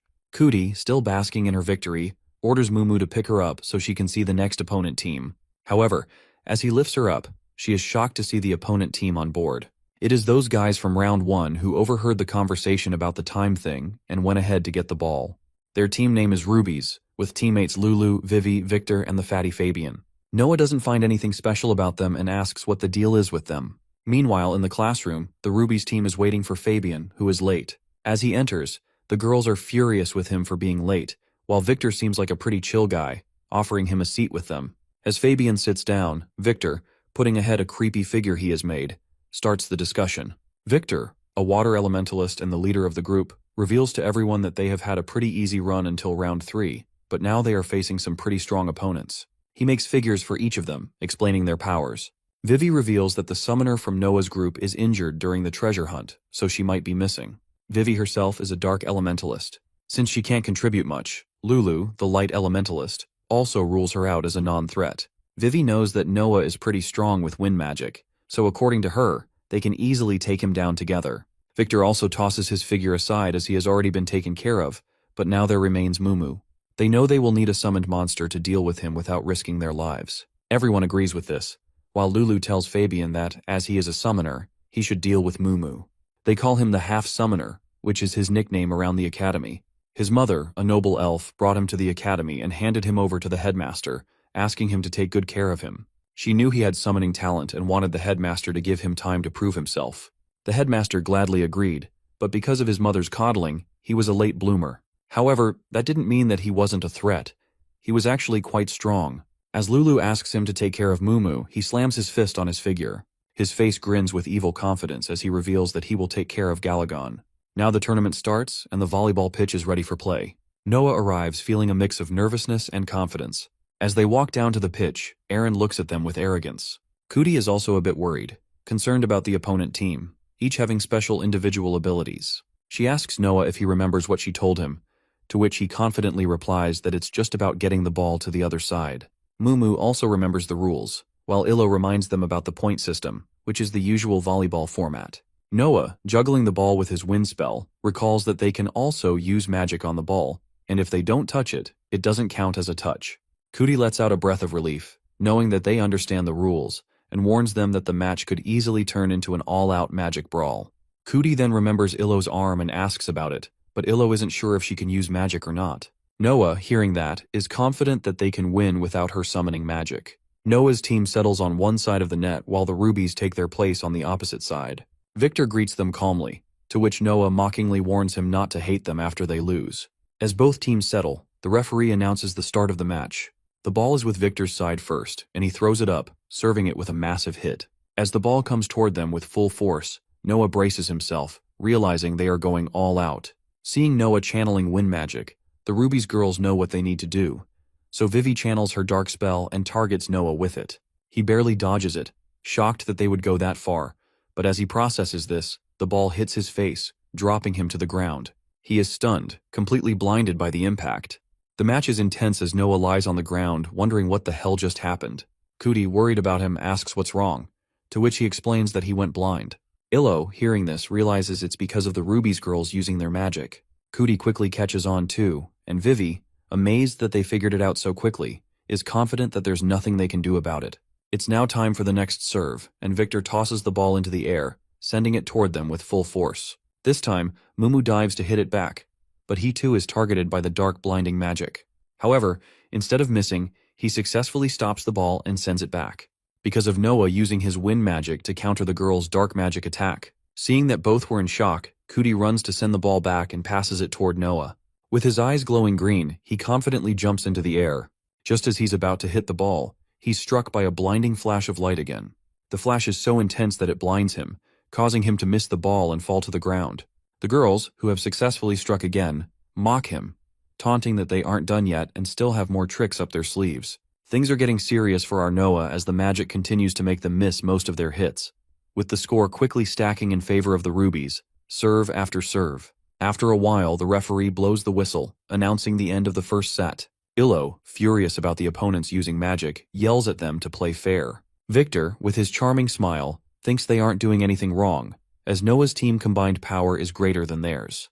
However, he's confident they can defeat them with hard work. This comment only enrages Noah's team more, and to fuel the fire, Victor adds that they should try harder and summon monsters, since it's getting boring.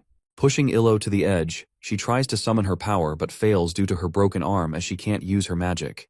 Victor, a bit worried, smirks at Fabian as Illo fails. Illo, unable to summon her magic, warns them that she's figured them all out and won't fall for their tricks anymore. Her rage is worrying everyone, even her own teammates. She's determined to make them lose now. The referee announces the start of the next set, and as he does, an evil grin spreads across Illo's face. Holding the ball, she yells at the top of her lungs for Noah to use his magic attack and restrict the Rubies girls with it. Noah, however, hesitates, but she yells at him to just distract them with his magic.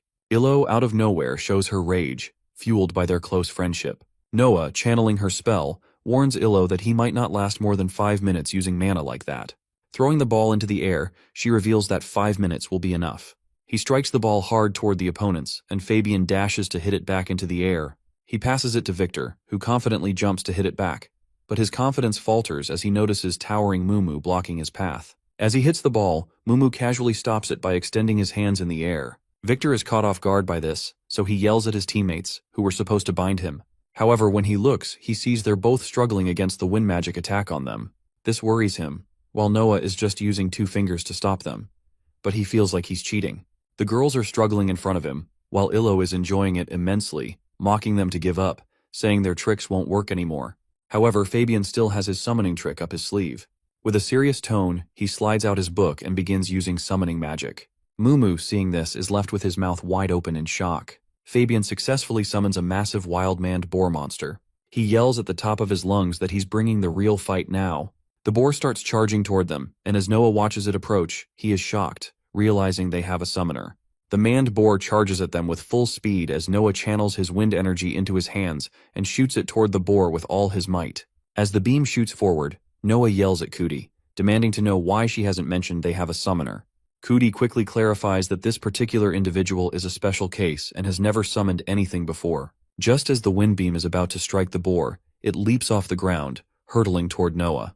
Our boy barely dodges it by sidestepping, and the boar crashes into the back wall. Noah is left shaking, asking if something like that is even allowed in the match.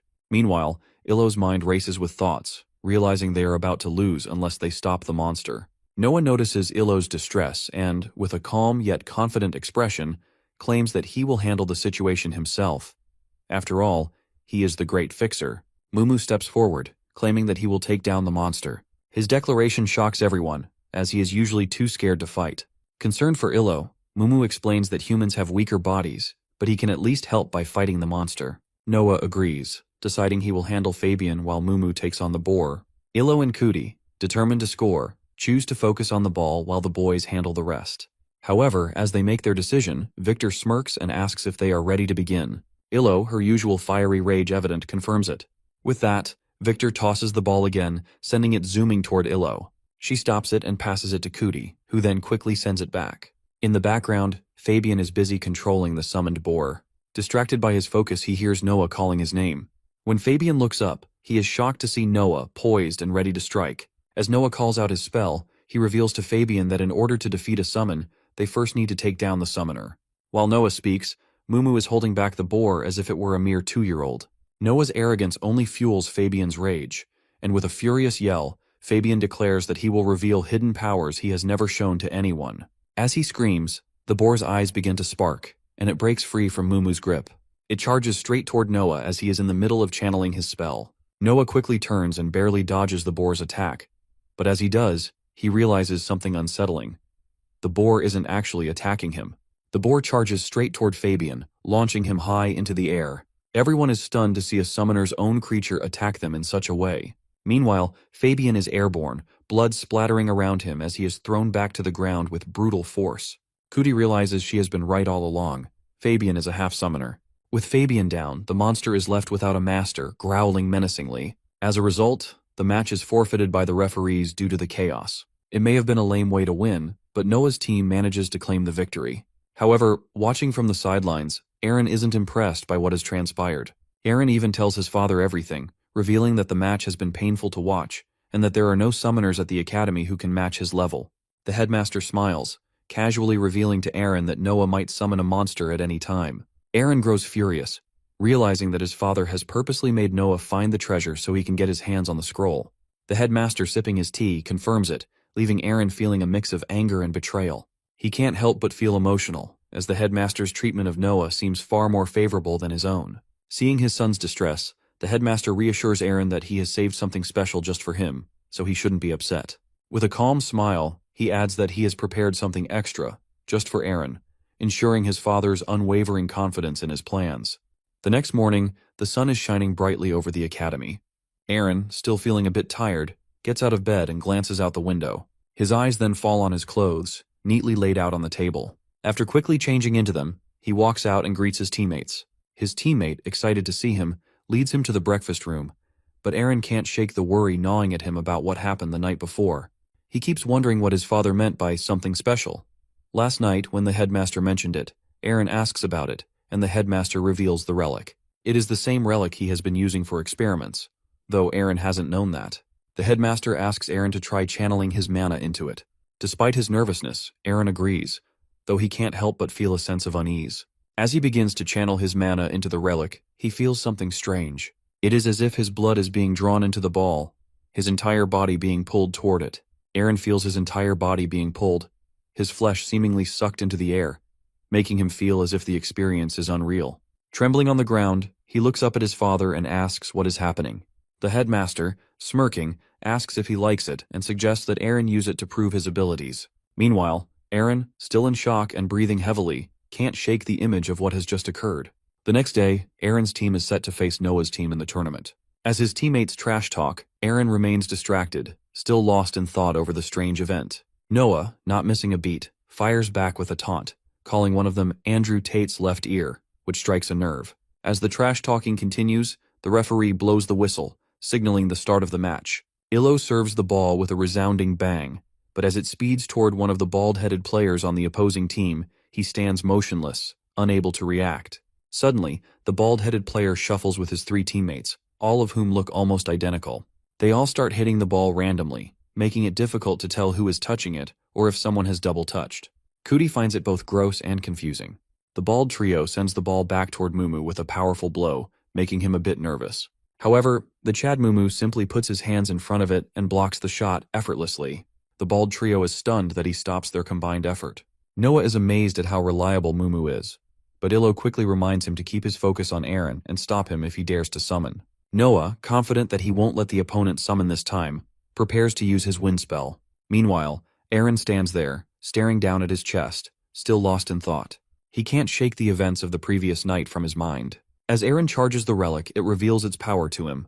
His father explains that it is Shellcrino, a relic he has been studying for a long time.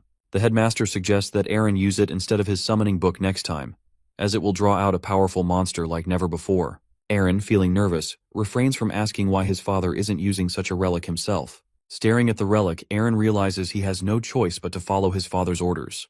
Meanwhile, Noah asks Mumu to throw him, while Eren summons his creature, Kyle. As the towering figure of Kyle appears before him, Noah is left in shock.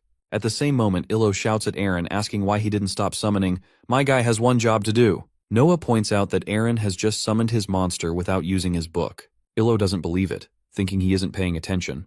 Trying to explain himself, Noah asks if anyone has seen Eren use his book. Suddenly he notices something is off about Eren, just as Illo is scolding him for slacking off. As Illo continues trash-talking Noah, she glances behind and is shocked to see Eren.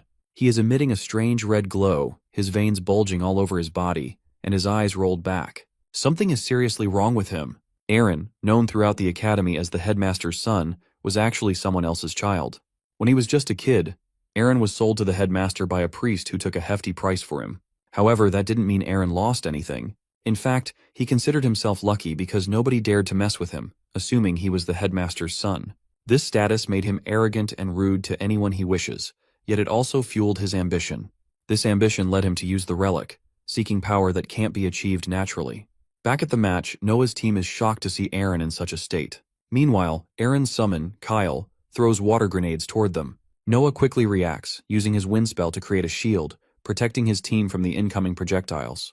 As the grenades explode all over the pitch, dust fills the air, but Noah and his team are protected by his shield. Kyle follows up his attack with a cannon blast, sending a powerful beam straight toward them. Noah's team barely dodges it, while Kuti yells that the beam could easily melt them. Wherever the beam strikes, it melts everything in its path. Mumu, worried about everyone's safety, offers to handle the monster, just as he has done before, knowing that running is useless. Noah tries to stop him, aware that this time the monster is far different from the pig Mumu has faced earlier. Meanwhile, Eren is in a strange state, emitting an overwhelming energy all around him. Illo, equally concerned about the situation, asks the referee to do something about it. The referee, clearly nervous, turns back and looks at the headmaster in the stands. The headmaster is just blankly staring at him, and when he sees that the referee doesn't intervene and allows the match to continue, the tension in the air becomes almost unbearable. Noah and his team are so caught up in the chaos that they can't even tell where the ball is at that moment. As they are processing everything, Kyle fires another cannon blast, which Noah narrowly avoids by sidestepping. Feeling the weight of the situation, Noah decides it is time to get serious. He throws a wind slash toward Kyle, hitting him directly. To everyone's shock, the attack doesn't leave more than a scratch. Noah can't believe that the monster is this strong, while Illo, watching from the sidelines, grows even more worried about him. She knows Noah has lost to Kyle before, but now the monster seems even stronger. It is clear, there is no chance of winning this fight. In her mind, Illo knows she is the only one who can do something about the situation, if her summoning magic works. She squeezes her broken arm, applying pressure, and to her shock, it actually works. Meanwhile, Noah is dodging cannon blast after blast from Kyle. Suddenly, Illo screams at him to get aside, revealing that she has managed to summon Grouch. Noah, noticing her success, is filled with excitement, glad that she has managed to do it. Illo, now confident, commands everyone to leave it to her and her monster. She orders Grouch to strike. The beast lunges at Eren's monster, but he intercepts with a powerful right hook, sending Grouch flying. It crashes into the wall, and the entire crowd is left stunned. For the first time, Aran has defeated Illo, something that has never happened before. Illo is in disbelief, unable to comprehend how her Grouch has been defeated so easily. Kyle, now even more ferocious, loads his cannon once again and aims it directly at Illo. Frozen in shock, Illo can only watch as Kyle unleashes the powerful beam. Noah, noticing the imminent danger, leaps in front of Illo to protect her. The beam strikes, erupting in a massive explosion. As the dust settles, a strange, dark monster stands in front of Illo and Noah, its ominous presence sending a chill through the arena. The dark energy monster has just saved them from certain death, and both Illo and Noah stand in shock, unable to comprehend what has just happened. The monster then turns toward Kyle, and with a single swing of its fist, it defeats him effortlessly. It is the headmaster's summon, and having seen enough, he intervenes to stop the fight. Meanwhile, Aaron, still in his strange state, is kneeling on the ground, struggling to stay conscious. He wobbles, unable to maintain his balance, and eventually collapses, falling face first onto the floor. The headmaster, his presence commanding the attention of everyone, turns to announce that the tournament is now on hold until further notice, with an additional announcement to come. Noah's team stands in stunned silence, worried and confused by what just happened. As it is the headmaster's decision, they have no choice but to accept it. Back in the academy boys' dorm, Noah and Mumu walk into their room, both visibly exhausted. It has been a rough day, made even stranger by Aaron's rampage. Mumu, equally puzzled, wonders aloud why it happened. But Noah is just as clueless, having never witnessed anything like it before. Noah knows they are lucky, not because they haven't been hurt, but because they have a chance of winning by default. According to him, if they keep winning like this, they could end up in first place. As he speaks, he absent-mindedly spins a book on his finger, but suddenly a page slips out and falls onto his lap. Noah's eyes widen in shock as he realizes it is the same letter that offered him 40,000 gold in exchange for spying on Illo.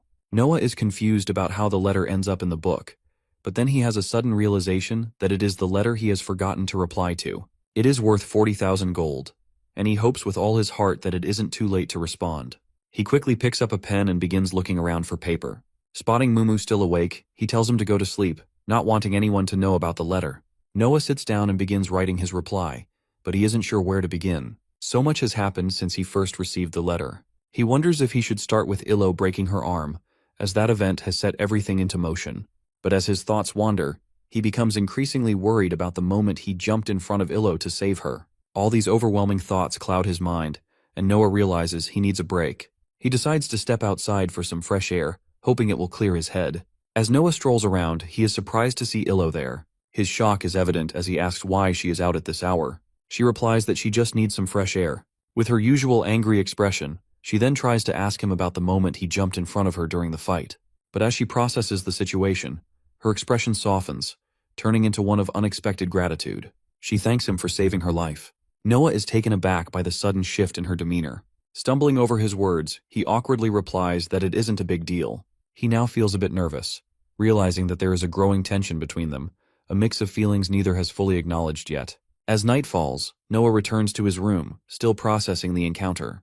He tries once again to write the reply letter, but his mind keeps drifting back to the events of the day and the unexpected connection he has just shared with Illo. However, Noah crumples the letter in frustration. He now considers Illo a friend, and it doesn't feel right to go through with the request. As he wrestles with his thoughts, Mumu is snug in his nightsuit, cozy in his bed, oblivious to Noah's inner battle. After a moment of contemplation, Noah makes up his mind. He decides to write the letter again, but this time he rejects the request. He mentions that he will return the 10,000 gold advance and, curious about the situation, asks for the client's name before sending it off. Meanwhile, in the floating kingdom, Ruben stands in his office, surrounded by piles of books. His assistant, exhausted, is falling asleep on the floor. Realizing something important, Ruben informs her that he will have to leave for a while. Startled, she asks where he is going. With a letter in hand, Ruben extends it toward her, revealing his destination. He is heading to Steodian's Renee Academy. The next day at the academy, everyone is chattering about what happened at the volleyball match the night before. As the class settles, the supervisor arrives and orders everyone to sit down. She then announces that, due to the incident at the tournament event, the tournament is cancelled for the year. Hearing this, the whole class is in disbelief, thinking it isn't fair. The supervisor explains that prizes will be awarded based on everyone's scores up until the last day. Hearing that, Cootie starts calculating their points in her mind like a human calculator. Meanwhile, Aaron's friends, the Baldies, are worried and ask about Aaron's condition. The supervisor reveals that he is recovering from his injuries, which makes the trio even more concerned about their leader. However, the supervisor admits that she doesn't know much more about his condition either. In her thoughts, she remembers meeting with the headmaster when she inquired about Aaron. According to him, Aaron's injuries were severe, and he might need some time to recover. The supervisor also expressed her concern about Aaron getting his hands on such a dangerous relic, to which the headmaster revealed that Aaron was unconscious. Therefore, they will have to wait to interrogate him. The worried supervisor agreed, but the headmaster, with a fierce gaze, took full responsibility for what happened. This makes the supervisor even more nervous, pulling her out of her thoughts and back into the present. Taking a deep breath, she informs the class about the final exams that are just around the corner. The announcement is met with boos from the students, who are still unhappy about the tournament being cancelled. Meanwhile, Illo is giggling to herself as she listens to everyone ranting. On the other hand, our boy is starting to feel some butterflies for Illo. In the basement, Eren wakes up screaming and panicked. He notices the headmaster standing there as well. Shocked by the dark and eerie place he is in, Eren questions what is happening. The headmaster sternly reminds him that he almost killed his opponent during the last volleyball match. This revelation makes Eren incredibly nervous and worried as he begins to wonder if he has actually taken Noah's life. However, the headmaster lies, telling Eren that Noah's life doesn't matter. Instead, he claims the real issue is that Eren has killed Illo, the noble daughter of Lord Sigrund. The headmaster elaborates on the immense influence of the Sigrund family and how killing their only daughter isn't a small matter. Attempting to manipulate Eren further, the headmaster lies again, saying he has kept Eren in the basement to protect him. Eren is shocked, having just woken up from unconsciousness only to have all this laid upon him. The headmaster also reveals that he is protecting the relic as well. Saying that, he leaves Eren alone in the basement, leaving him in a state of shock and disbelief. Eventually, Eren falls asleep and begins dreaming about the church where he was sold during his childhood. In the dream, he stands in front of the church when a little girl calls out to him. She asks if Eren is scared to return to the place he left behind. Eren is visibly nervous and is at a loss for words when another child appears and asks if he feels any guilt. The child claims that since Eren is destined to become a soldier on the battlefield, he will inevitably end up killing someone, so it might as well be acceptable. As Eren grows more worried, more children appear, haunting him with reminders of his guilt. They insist it is his decision, and he needs to accept it. Mentally overwhelmed, Eren screams, declaring that he hasn't killed anyone. Suddenly, a strange noise comes from behind. It's a sickening squelch of blood pooling and swirling. The mass of blood begins to take on a humanoid form, and it speaks in a chilling tone, asking Eren to tell it what it wants to hear. Eren lets out a piercing scream echoing through the darkness. Meanwhile, in Mumu's garden, Noah and his group are enjoying burgers. As they munch away, Illo suddenly pauses, realizing something isn't right. At first, everyone thinks she is talking about the burgers, until she reveals her real concern that they haven't received any explanation about what happened to Eren during the volleyball game. According to her, too many strange things have been happening at the academy lately, and that incident is one of the most puzzling. Noah agrees with Illo, admitting there is definitely something suspicious about the academy from the very beginning. However, having never attended an academy before, he assumes that this is just how they all are. Illo finds his nonchalance strange, but continues voicing her suspicions about the academy denying their involvement with the monster they fought. Cootie chimes in, confirming that they were scolded for even bringing up the subject. This revelation makes Illo angry at Cootie for backing down so easily, while Noah's mind wanders elsewhere, to the letter.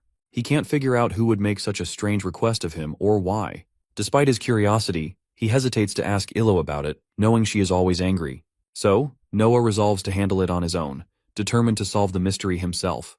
To take matters into his own hands, Noah decides to leave the academy, reminding himself that he is a great fixer. He heads back to the bar where he originally received the first request. There, he meets the budget Andrew Tate bartender, who is visibly shocked to see him. The bartender, however, is slightly annoyed, lecturing Noah for not visiting him even once since enrolling at Renee Academy. Noah brushes it off with a half-hearted lie about being too busy and quickly shifts the conversation to the matter at hand. He explains everything to the Baldy, sharing his suspicions that whoever made the spy request might also be the one responsible for sending the wolf Teddy to Illo. According to Noah, it has to be someone close to Illo who made these requests, but he can't figure out why anyone would do such a thing. As he pours out his thoughts, the bald bartender remains focused on cleaning his cups. Frustrated, Noah asks if he is even listening. Calmly, the bartender sets down the cup and then, out of nowhere, smacks the shit out of Noah. Clearly annoyed, he scolds Noah for coming back after so long only to start making demands. Noah feels the sting in his skull but keeps his composure. The bartender reminds him sternly that revealing client details would be a betrayal of trust. Noah finds him annoyingly stubborn, but an idea strikes him that he got a plan B, which is stealing the bartender's ledger. Just as he is formulating the plan in his mind, another fist comes crashing down on his head, snapping him out of his thoughts. Noah trembles in pain, confused about what the second hit is for. Meanwhile, the bald bartender has done it to snap Noah out of his reckless behavior. He sternly warns Noah not to let his misplaced sense of justice drive him to do something he will regret. Grunting from the pain in his head, Noah reluctantly agrees to let it go and leave. As he walks away, the bartender casually calls out, asking Noah to bring him a souvenir next time. Noah immediately declines, stating he has no plans to return. He doesn't appreciate being treated like a child, But the bartender, with a confident smirk, mutters to himself that Noah will eventually come to his senses and everything will work out for him in the end. Traveling back, Noah realizes he is running late as night falls. Sprinting toward the academy, he panics when he sees that it is already past curfew.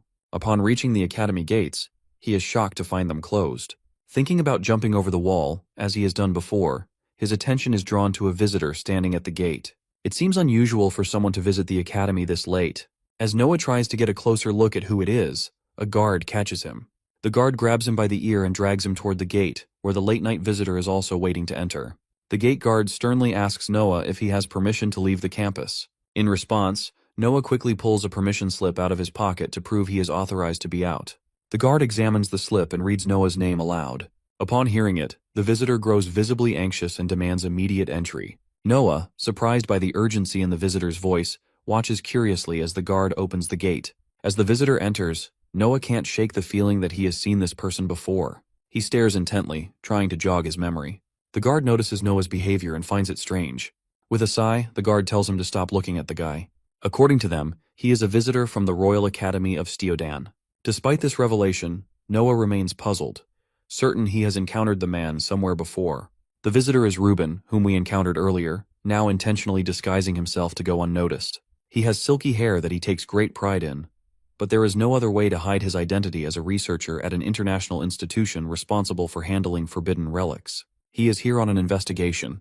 Upon entering the academy, Reuben is greeted by the supervisor, who is thrilled to show him around. She is visibly astonished that someone from the prestigious Royal Academy has come to visit. Sensing her excitement, Reuben apologizes for the inconvenience of arriving unannounced. However, the supervisor waves it off enthusiastically, assuring him it is no trouble at all and expressing how delighted she is to meet him. She is a bit shocked because she thinks researchers' interests typically focus more on military matters, so seeing him at an educational institution is truly surprising. Hearing the supervisor's knowledge on the subject, Reuben begins to worry. To him now, it seems that playing a role there might be difficult, as he doesn't know much about education. The truth is, he has a personal reason for coming as he is looking for someone. However, the supervisor grows a bit suspicious of his interest in their students. Feeling nervous, Reuben tries to clear the air by claiming that it simply reminds him of when he was their age. Though the supervisor seems to accept his explanation, Reuben remains uneasy, fearing he has aroused her suspicion. As the supervisor clears her suspicions, she excitedly requests Reuben to conduct a special lecture for their students. Hearing that, Reuben lets out a breath of relief, glad she hasn't uncovered his true intentions. However, he knows he must be careful now. Realizing this, he lies, claiming that he isn't a good public speaker. In a suspicious tone, the supervisor asks if he is one of those researchers who only care about their work. Hesitantly, Reuben agrees, which only amazes her more. She then requests him to be a role model for their students. Reuben realizes that she is incredibly enthusiastic, and if this continues, his plans will be ruined. In the classroom, the Baldy trio are scribbling something on the whiteboard. They look really worried, and when they finish, it's a "get better soon" message for Aaron, along with a drawing. Meanwhile, in the background, Noah is still concerned about the client who requested the spy job. As he sits beside Illo, he leans over and asks her if she knows someone who knows her well, and is also wary of her. This question confuses her, so Noah speculates that it could be her butler, who might be after her inheritance, or possibly a sibling. Illo denies both, saying her butler is a softie and that she doesn't have any siblings. However, when she mentions not having siblings, she pauses for a moment. Suddenly she stands up from her bench, screaming that they will have to go back to the woods where they saw that monster zombie. She points towards Mumu and Cootie, signaling them to get ready, but both of them start making excuses, terrified to go back. As the chattering continues, the supervisor walks into the class with Reuben following her. She announces him as a special guest for the class, revealing that she has invited a lecturer from the Royal Academy of Stiodan. Reuben awkwardly greets everyone, while Illo, seeing him, is shocked beyond belief as she recognizes him. He is her brother, the same Reuben who left after a fight with their father. As Reuben speaks to the class, he also notices what he came for. His full name is Reuben Hannah Sigrund, and he is here to find his little sister. But what happened that caused him to leave the Sigrund Palace? One night, when Reuben's father informed him that he was willing to go to war, Reuben becomes furious. He was enraged that their mother was gone and Illo was still so young, yet their father was planning to go to a war that wasn't even in their country. The father shouted at him, saying he doesn't need Reuben's approval. He screamed that, as head of the family, he makes the decisions and everyone simply had to follow them. That crushed Reuben from the inside, and disheartened, he decides to leave the palace forever. Illo, seeing him leave, ran up to him to stop him, even though it was pouring rain. However, despite her pleading, he had already made up his mind. He told her that he and their father don't agree on anything, so it was best for him to leave. Now that he's back, Illo is shocked that Ruben left years ago, so what could possibly be the reason for his return? As the class continues, Eren remains locked in the basement, unconscious, with the relic still by his side. Slowly, he begins to stir, only to hallucinate Illo sitting before him, glaring at him with an unnervingly intense stare. Her eyes are filled with a terrifying energy, locking him in place. Meanwhile, in the classroom, Ruben explains the fundamental rules about ancient relics. He emphasizes that for every positive, there is always a negative. Essentially, if one uses a relic to gain something, they must inevitably lose something in return. To illustrate this, he gives an example. Someone might gain immense power through the relic, but in return, their life is gradually drained away. As the students listen intently, Illo sits trembling with anger, visibly disturbed by the lecture. Ruben continues, explaining that those who use relics often find themselves trapped in an agonizing, undying state. The more powerful the relic, the more severe the suffering. As Ruben continues his explanation, the same terrifying experience is unfolding in the basement with Eren. In his delirium, Eren hallucinates Illo sitting in front of him. She leans in, pushing him further, and asks if he is surprised to see her there. She claims that he has feelings for her, but hearing this makes Eren feel nauseous. Illo's demeanor shifts as she presses him further, asking again if he likes her. Suddenly, her form transforms into a grotesque blood-soaked blob, hurtling directly toward Eren. The blob splatters against the wall behind him with its twisted and contorted faces leering at him, each one whispering chillingly, asking Eren if he wants to see it. The grotesque horror seems to consume Eren from the inside out as he struggles to escape the madness. The figure relentlessly haunts him, pushing him further into the depths of his fear, taunting him with the promise of revealing its true form. The relic relentlessly pushes Eren, trying to force him to awaken it. Eren, barely hanging on, grips his head and screams at it to leave him alone. He is visibly drained, his energy sapped, while the relic lies on the ground right in front of him. It is the relic itself causing all this torment, its dark power striving to manipulate him into using it. Meanwhile, in the classroom, Ruben shifts the focus to the dangers of summoning magic. He acknowledges that many of the students present are summoners, but he cautions them about the unknowns surrounding their powers. He emphasizes that no one truly knows where these summoned monsters come from or what worlds the magic connects them to. Ruben then speculates that summoning magic might even be some form of blessing, bestowed upon them by an unknown force. Ruben leaves everyone on edge, warning that they might not fully understand what summoning magic is truly capable of, or what secrets it might be hiding. The entire class falls silent, absorbing the weight of his words. With that, Ruben wraps up the lecture. Kuti is clearly impressed by his vast knowledge, while Mumu also offers his praise. Meanwhile, Noah feels a surge of new enthusiasm for summoning magic, viewing it as a secret, untapped power. He excitedly praises Illo for her strength, but to his surprise, she stands up and leaves without saying a word. Noah watches her leave the classroom, wondering what has caused her sudden departure. As Ruben strolls down the hallway, he is suddenly grabbed and pulled into a room. His disguise falls away, and he finds himself face to face with Illo. She is visibly furious, rumbling as she demands to know what he is doing there. Ruben looks at her with his frozen expression. Illo, growing more annoyed, grabs him by the neck, lifting him off the ground. She demands that he reveal everything, asking if he still considers her his sister. As she yells at him, Noah, our very own 007, overhears their conversation. He stands frozen in shock, realizing the reality. Noah is now in a bit of a bind. All he has done is follow Illo, thinking of her as a friend who is just upset. But now he has discovered that Ruben is her brother. The revelation hits him hard, and he struggles to process it all. To make matters more confusing, he can't understand why Illo has beaten the hell out of Ruben. After delivering the beating, Illo demands to know Ruben's reason for being there. Ruben stands up, clears his throat, and finally reveals the truth. He is there to pick her up. Illo, still confused, listens as Ruben explains that Stidoan, though seemingly peaceful, is on the brink of war. He reveals that the last war hasn't taken place within their borders, but the coming one is different. Illo, skeptical, asks how he knows all this. Ruben's response shocks her as he reveals that Stidoan itself is planning to start the war. Thousands of soldiers have already been dispatched to defend Stidoan's borders, with every noble family volunteering their members to fight.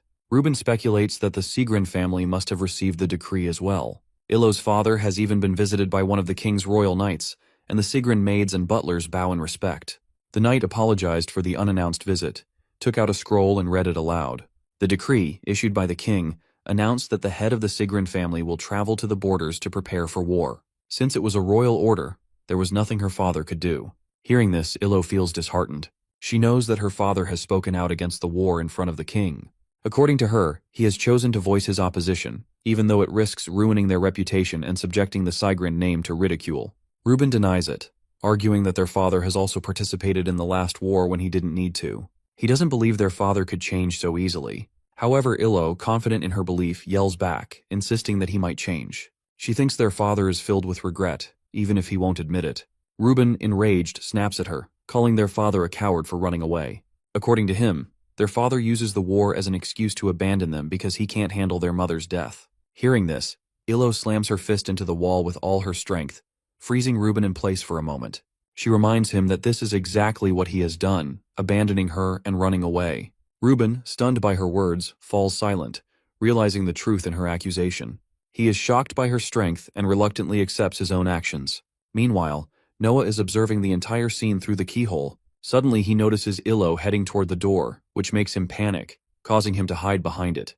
Illo then slams the door open and rushes out of the academy. Noah is taken aback when he sees tears in her eyes.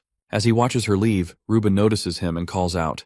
He refers to Noah as a fixer, implying he has business with him. As Illo hurries outside, the rain has already stopped, but she seems disheartened by what Reuben has said. He wants her to leave Stadoan before the war begins, and for that reason, he is staying at the academy to give her time to consider his offer. Illo, however, remains silent, lost in her thoughts. Back in the present, Illo finds herself deep within the forest, thinking about the choice she has to make.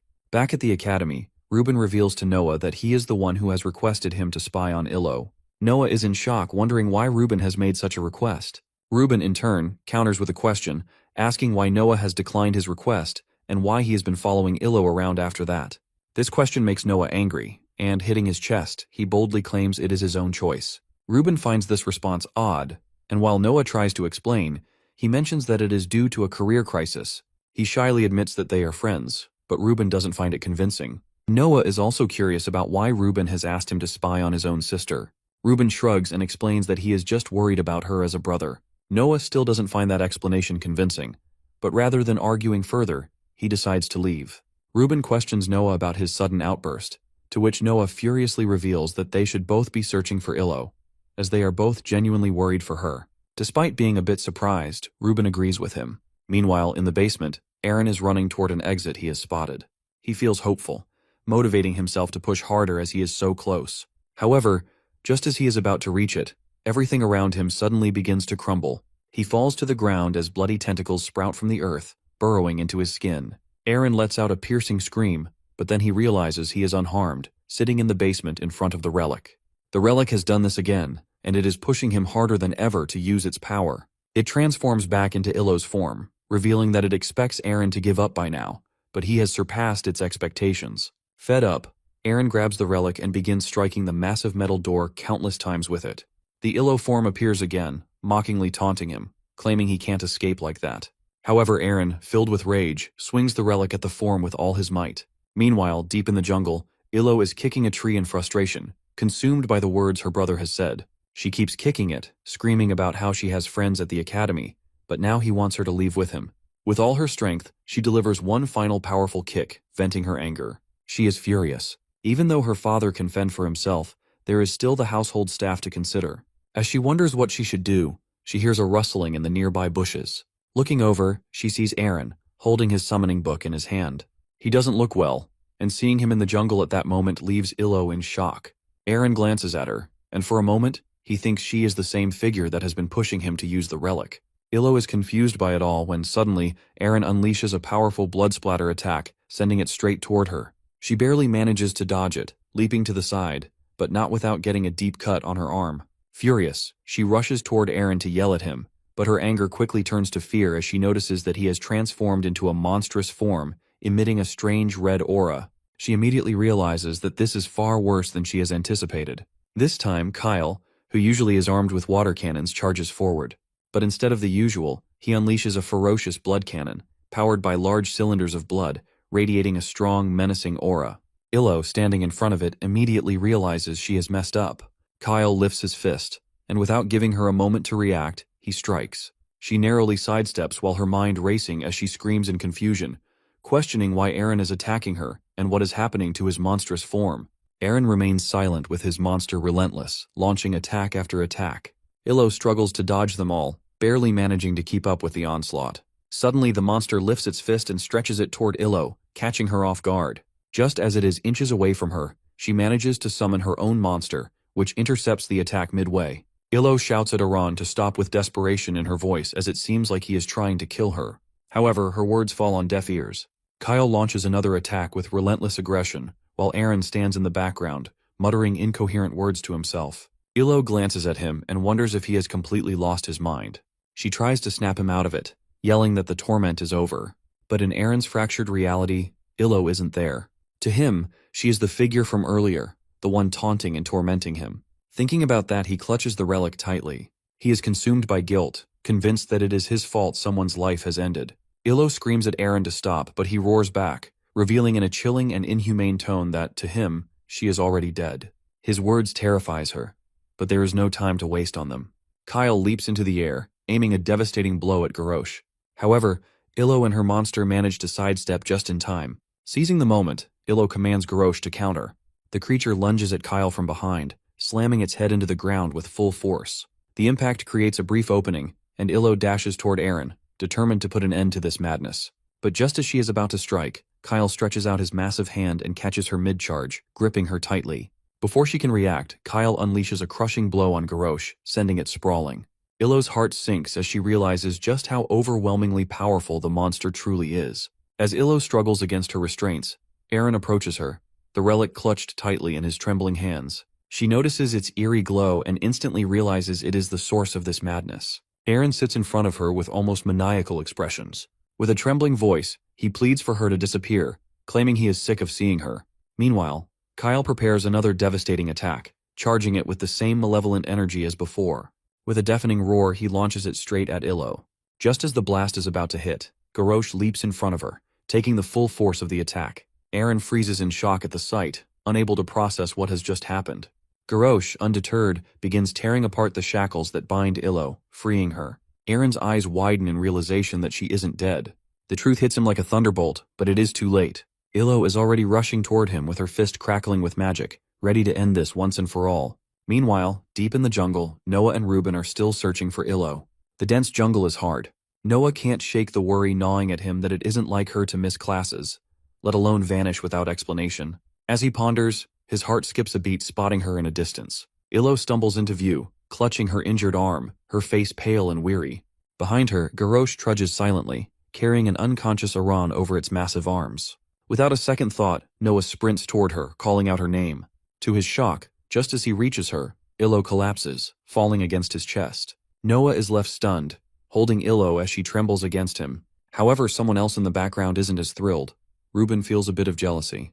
Garrosh, sensing the moment is over, carefully sets Eren down on the ground and silently vanishes. Illo, still shaking, manages to pull something out and extend it toward Reuben. It is the relic Eren has been wielding, though now it is cracked, revealing a glowing blue substance swirling inside. The sight of it makes Reuben's eyes widen in shock, as he instantly recognizes the relic's true nature. Back at the Academy's nurse office, Illo and Eren are both resting on separate beds, with Noah and Reuben by their side.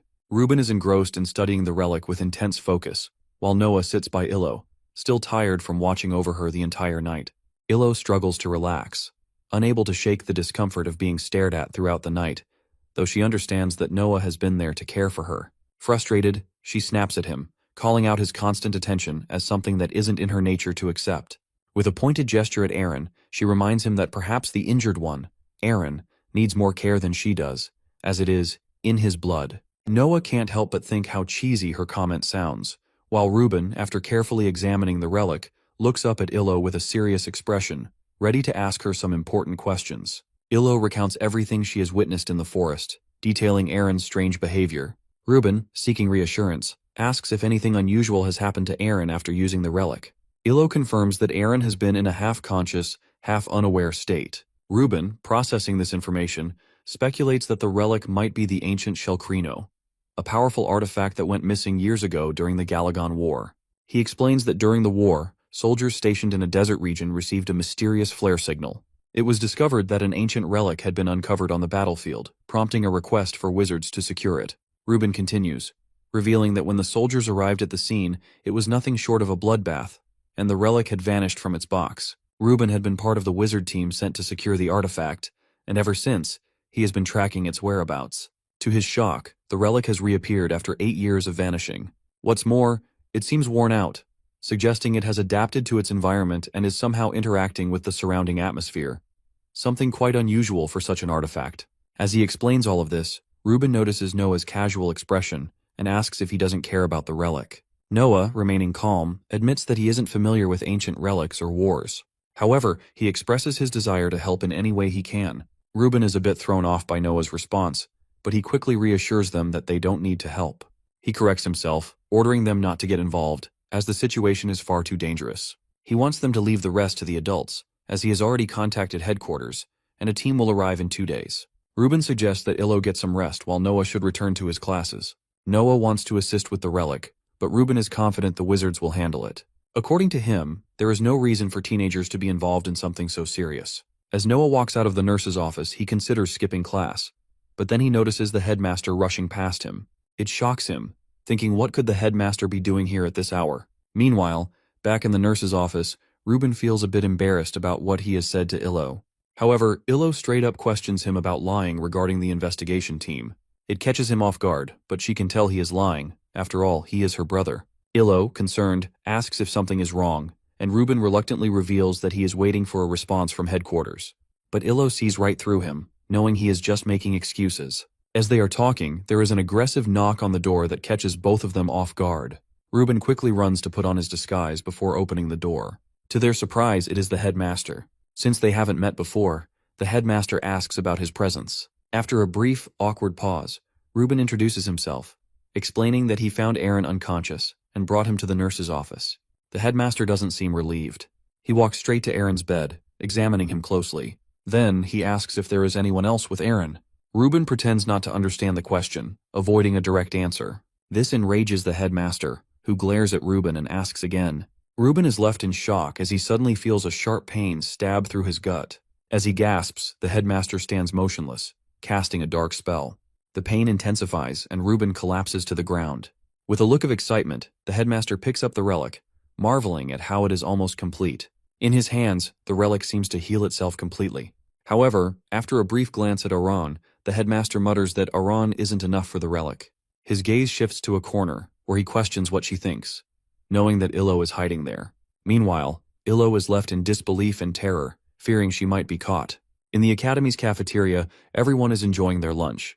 Mumu and Kuti are already eating when Noah joins them. Mumu asks about Illo, noticing she isn't with him. Noah is a bit taken aback, as he thought she had already left the nurse's office. Mentioning the nurse's office makes Kuti pause, worried that Illo might have been hurt. Noah suddenly realizes that Illo might not have eaten anything, so he grabs his plate to take it to her. Excited to show her what he has brought, Noah enters the office, but is shocked to find it empty. He then goes to other students to inquire about Illo's whereabouts, but no one has seen her around. He quickly informs the supervisor, who becomes angry with him. According to the supervisor, no student is allowed to leave the academy, and she yells at Noah, insisting that Illo wouldn't leave before the final exam. Kuti speculates that Illo might be studying somewhere, but Noah is increasingly worried, thinking that Ruben might have taken her with him. Growing more anxious, Noah suggests they search for Illo. They head to the jungle, though Kuti and Mumu are confused about why they are there. Noah explains that he has already checked the academy and she isn't there, so it's possible she left without informing anyone. He also remembers Illo telling them they should return to the place where they had seen the monster. That's why Noah has brought them there. Despite his doubts, Noah can't quite believe that Illo would leave the academy. As he is lost in thought, Kuti and Mumu suggest that she might have gone home since it is the weekend. Hearing this, Noah suddenly shouts, revealing something about her but stopping midway. He quickly ignores them and continues, saying that it is strange she has left no trace behind all weekend. Turning to them, he insists that they need to find her, as friends look out for each other, trying to motivate them to help. This only makes Kuti find Noah even more worried. Nonetheless, both of them agree to follow Noah's lead. Noah has a gut feeling that something terrible has happened to Illo, and as they cross into the restricted area, his instincts are proven right. They are stunned to come across a pile of bodies, along with the same zombie they had encountered before. Noah instantly recognizes the zombie from the tournament days. He wonders if this is what the zombie had been trying to warn them about when it was murmuring. As Noah ponders this, he steps carefully around the pile, leaving Kuti curious about his actions. As he makes his way around, he discovers a hidden door behind the pile that is left open. As Noah approaches the door, he turns to Cootie and Mumu, determined. He can't go back empty-handed. He has to find Illo. Cootie and Mumu finish his sentence saying they're all friends. With that, they step through the door, descending into the unknown. As they make their way down, Noah can't help but reflect on Illo's warning about not going too far. She might have been right. This seems like far more than he can handle. When they reach the bottom, they find themselves at a closed door, realizing they have hit a dead end. However, Noah reminds Mumu about the key he got from the tournament, the one that could open any door. As Noah takes the key and prepares to open the door, Cootie's worry grows. She fears someone might be inside, perhaps the same person responsible for the pile of bodies they discovered. Her concern is enough to unsettle Noah as well, bringing back the words of the baldy bartender about losing a sense of justice. It hits Noah hard that if he keeps going like this, he might truly regret it. But then, a thought crosses his mind, and a small smile creeps onto his face. He realizes he'd regret it even more if he turns back now. With that resolve, he pushes open the door, only to find himself staring at an unexpected sight of the headmaster's office. Everyone stands frozen in disbelief, but their shock deepens as they see Illo, unconscious and tied to a chair. They rush toward Illo while outside in the hallway, the headmaster is on his way somewhere, with Cyrus trailing behind him. Cyrus is briefing the headmaster about the recent happenings at the academy, including the unexplained absences. He offers to ask the students for an explanation, but the headmaster dismisses the idea, insisting he wants them to explain things in person. He lies, saying he'd be busy, and that Cyrus need not worry about it. Cyrus reluctantly agrees, while the headmaster gives a firm order to increase security within the academy. Meanwhile, back in the principal's office, Noah and his group struggle to untie Illo's ropes. Cootie, seeing Noah's difficulty, suggests that they take Illo to her room, where she might be able to use her tools to help untie her. Cootie is worried they will get caught, but Noah knows it is already too late as he hears footsteps approaching. Realizing they have no time, he quickly prepares his wind spell and targets a nearby window, shattering it open.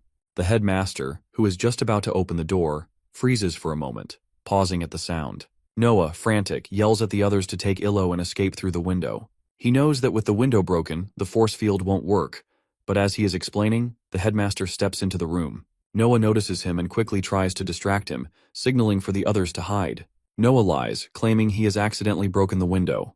The headmaster, with a cold stare, responds that it is the third time he has done that. The headmaster, unimpressed, decides to punish Noah for breaking the window by ordering him to clean the bathroom. As Noah tries to keep the headmaster distracted, Mumu, Cootie, and Illo huddle under his desk, hiding in fear. In an attempt to divert attention further, Noah casually asks the headmaster about his whereabouts the day before. The headmaster, raising an eyebrow, asks why Noah is suddenly curious about that. Noah nervously laughs, claiming there is no particular reason. But then, in a bold move, he gathers his mana and hurls it toward the headmaster, shouting that he is asking because he might have killed someone. As wind magic slashes through the air toward the headmaster, he freezes in place. Noah, seeing that his attack has no effect, shouts for everyone to run. But just as they are about to escape, he hears the headmaster's voice, calm but filled with intent. The headmaster asks if Noah has a moment to answer a question. Noah is stunned, realizing that his attack hasn't even left a scratch on him. The headmaster, with his sharp tone, inquires if Noah has become a summoner yet. Confused, Noah tries to make sense of the question. The headmaster's eyes begin to glow as he presses further, asking again if Noah has mastered summoning. Still unsure of why the headmaster is asking such a thing, Noah remains silent. The headmaster, seeing that Noah isn't answering, realizes that he isn't a summoner after all. Without hesitation, he prepares his own dark magic attack. Realizing that the headmaster is targeting him, Mumu comes through in the nick of time. He dives, pulling Noah with him just as the dark magic attack tears through the air. The blast hits the wall, ripping straight through it, leaving both Mumu and Noah shaken but still standing. Mumu quickly regains his footing and, thinking fast, hurls a nearby sofa toward the headmaster. With a casual flick of his finger, the headmaster effortlessly slashes it in half. His power is undeniable, yet his demeanor remains disturbingly calm. As the headmaster blocks the sofa, he realizes it has been a diversion. Mumu and Noah have used the moment to flee, but despite their escape, the headmaster doesn't pursue them. His eyes linger on the office where Illo is still tied up and abandoned. He turns to the unconscious Illo, coldly telling her that her friends have left her behind while they make their escape. As Mumu gets further away, he finally drops Noah and Cootie, both of them panting heavily from the intense running. Mumu is exhausted, but Cootie stands in stunned silence, unable to process everything. However, to everyone's shock, Noah suddenly grabs Mumu by the collar and slams him against a wall. He is in anger as he shouts, demanding to know why Mumu has abandoned Illo when he had saved everyone else. Poor Mumu stutters, explaining that he has left Illo behind because Noah was in danger. However, Noah is furious, shouting at him that he told Mumu to take Illo and run. He is angry at Mumu for prioritizing him, but Kuti, frustrated, yells back at Noah, pointing out that his attack hasn't even worked, which is why they don't stand a chance of getting Illo out. Noah pauses, realizing that Kuti is right, and his anger starts to fade as emotion takes over. Kuti, however, is confident that Illo will be fine. She believes that the headmaster hasn't taken her life, even though it seems like he is using her for something. She also points out that the headmaster hasn't chased them either, which gives her hope.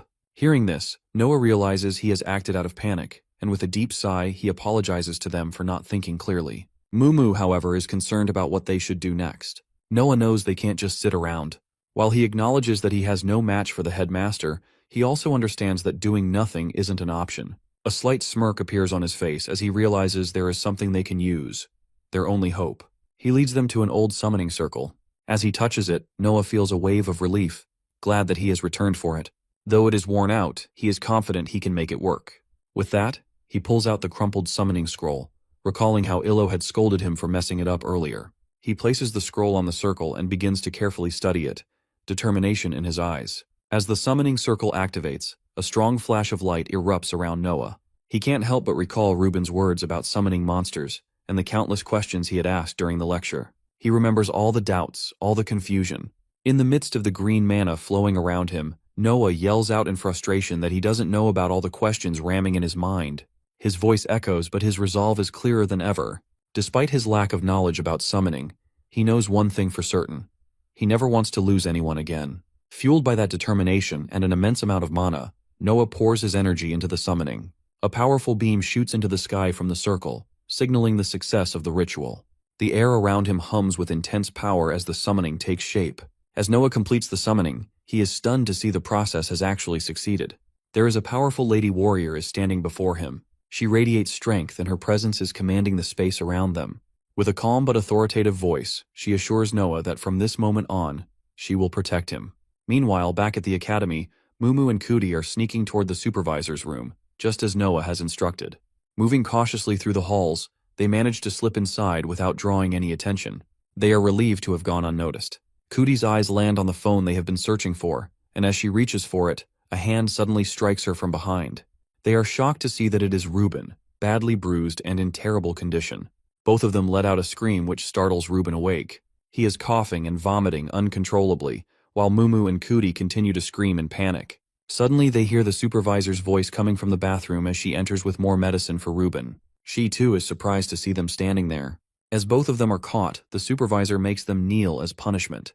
Meanwhile, glancing at his watch, Ruben reveals his true identity to them, that he is Illo's brother and a member of the Magicians of Cumulus, and is tasked with keeping forbidden relics in check. He explains the reason for his visit, which initially was to meet his sister, but it has since shifted to retrieving the relic. During this process, he was attacked, and Illo was also put in danger. The supervisor listens in silence before finally revealing that she doesn't believe his story. Ruben pauses for a moment, then realizes why she is skeptical. To his shock, she claims that she will provide basic aid and help treat his wounds while allowing him to contact his guardian.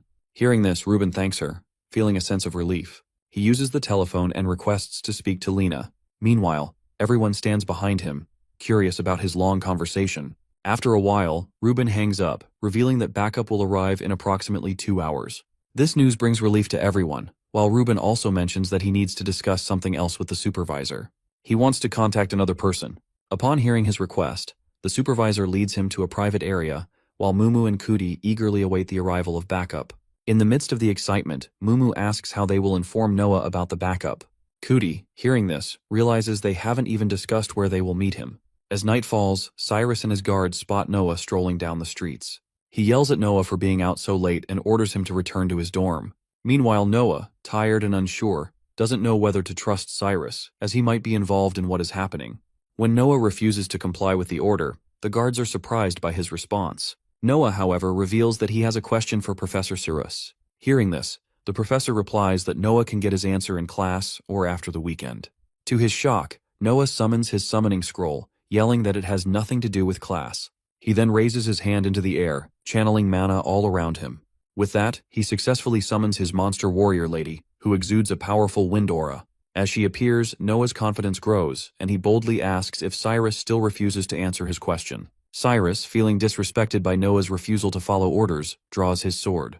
With a swift motion, he slashes at Noah, but Noah quickly dodges, blinking behind him. Impressed by his own speed and strength, Noah loads his wind magic and unleashes a blast directly at Cyrus's back. The warrior lady's presence empowers Noah, but to his shock, Cyrus remains unharmed. He pushes his glasses back, realizing he will have to go harder on Noah. In a flash, he discards his jacket and rushes toward Noah with incredible speed, ready to attack. In an instant, he is above Noah, poised to slice him in half. But as Cyrus swings with all his might, Noah sidesteps, narrowly escaping the blow. This only makes Cyrus more determined, declaring that he will show Noah what happens to students who refuse to listen. The fight is on! Even as Cyrus fought Noah, he couldn't shake the feeling that something strange was going on at the academy. First, a professor had gone missing from class, prompting the headmaster to order Cyrus to attend a meeting in the absent professor's place, while also tasking him with increasing security around the campus. The headmaster's cheerful request for Cyrus to work on the weekend had already unsettled him, but now one of his students was acting completely out of control. It was all too bizarre, and Cyrus couldn't help but think that being a teacher was far rougher than he had anticipated. Back at the fight, Cyrus swings his sword left and right with relentless precision, but Noah is dodging every strike as if he is in his Ultra Instinct form. Despite dodging, Noah quickly realizes that Cyrus is far stronger than he had anticipated. His slashes are powerful, but the real terror comes when one sword strike is so fast it becomes impossible to evade. However, the warrior lady, Acasis, uses her wind magic to sweep Noah to the side, allowing him to dodge even the undodgeable attack. She controls the wind around Noah, moving him swiftly through the air and then gently landing him back on the ground. Noah is stunned, trying to process how he has managed to evade such an attack with such precision. Even Cyrus is impressed by his agility. But as Noah stands there, confused, he finally realizes that his summon, Acasis, is the one behind his miraculous movements. While this gives him a moment of relief, Noah also understands a crucial fact that he is a summoner now, but simply dodging attacks won't be enough to win this battle. Realizing what he needs to do, Noah rolls up the scroll, leaving Cyrus puzzled about his intentions. Holding the scroll between his teeth, Noah thinks to himself that he has never tried this technique before, but with Acasis' help, he feels confident he can pull it off. Gathering all his strength, he surrounds himself with a powerful gust of wind, the energy surging around him as he prepares to make his move. Watching this, Cyrus grows increasingly irritated and confused, his frustration pushing him to charge at Noah with full force. As Cyrus swings his sword, Acasis raises her arm, summoning a gust of wind that causes Noah to dodge the attack effortlessly. In midair, Noah twists and redirects himself with astonishing speed, leaving Cyrus momentarily stunned by the unexpected maneuver. With a resounding bang, Noah propels himself toward Cyrus, landing directly behind him. The sudden move catches Cyrus off guard, and before he can react, Noah delivers a powerful kick that sends him flying into the air. The impact leaves Cyrus reeling as he tries to process just how fast Noah has become. But Noah isn't done yet. He follows up with a relentless barrage of kicks and punches, striking Cyrus from all angles even as he remains suspended midair. Each blow lands with precision and force, leaving Cyrus in disbelief at Noah's incredible speed and power. As Noah lands back on the ground, he feels a wave of relief wash over him, thinking that the technique has worked. However, his moment of respite is short-lived as he suddenly hears someone call out his name from behind. Turning around, he sees Mumu and Kuti, who have managed to clear out the rest of the guards. Seeing them, Noah feels a wave of relief, but the atmosphere shifts as the scene cuts to Cyrus sitting alone in a room, his shoulders slumped with disappointment. He can't shake the shame of losing to one of his own students. Reuben, noticing Cyrus's dejected state, expresses concern and asks the supervisor if he had been in a similar condition when he first arrived. The supervisor confirms that he was worse. Meanwhile, Noah and his group are also there, and Noah awkwardly begins explaining his actions. He admits that he hadn't intended for things to escalate the way they did. With a hesitant tone, he reveals that he has just returned from his summoning and suspects Cyrus might have been involved with the headmaster's mysterious plans. However, after their confrontation, Noah realizes that even Cyrus, someone known as the headmaster's right-hand man, is unaware of what the headmaster is truly up to. According to him, the headmaster is working alone, which might make it easier to confront him. Hearing this, both Mumu and Kuti fall silent. Then, they reveal to Noah that reinforcements are on their way. According to them, backup will arrive in 8 hours, so he doesn't need to worry. However, the mention of such a long wait makes Noah uneasy. Meanwhile, In the headmaster's office, he is using his magic to create a force field, sealing off the entire area of destruction caused by his blast. Illo is tied to a chair beside him, helpless as he tries to intimidate her by bringing the relic dangerously close. Back in the supervisor's room, Noah realizes that 8 hours will be far too late. Determined to act, he decides to rescue Illo on his own. As Noah is about to leave, Ruben calls out to him, revealing that it is his fault things have gotten this bad, and he can't put anyone in danger anymore. Noah reassures him that he is stronger now. Although he might not be as powerful as the headmaster, he is confident in his ability to rescue Illo. He is determined, certain that there has to be a way. Noah knows they are in just as much danger if they don't act. However, Ruben grabs Noah, yelling that the headmaster has killed countless people, and no matter how strong Noah has become, he will kill him without hesitation.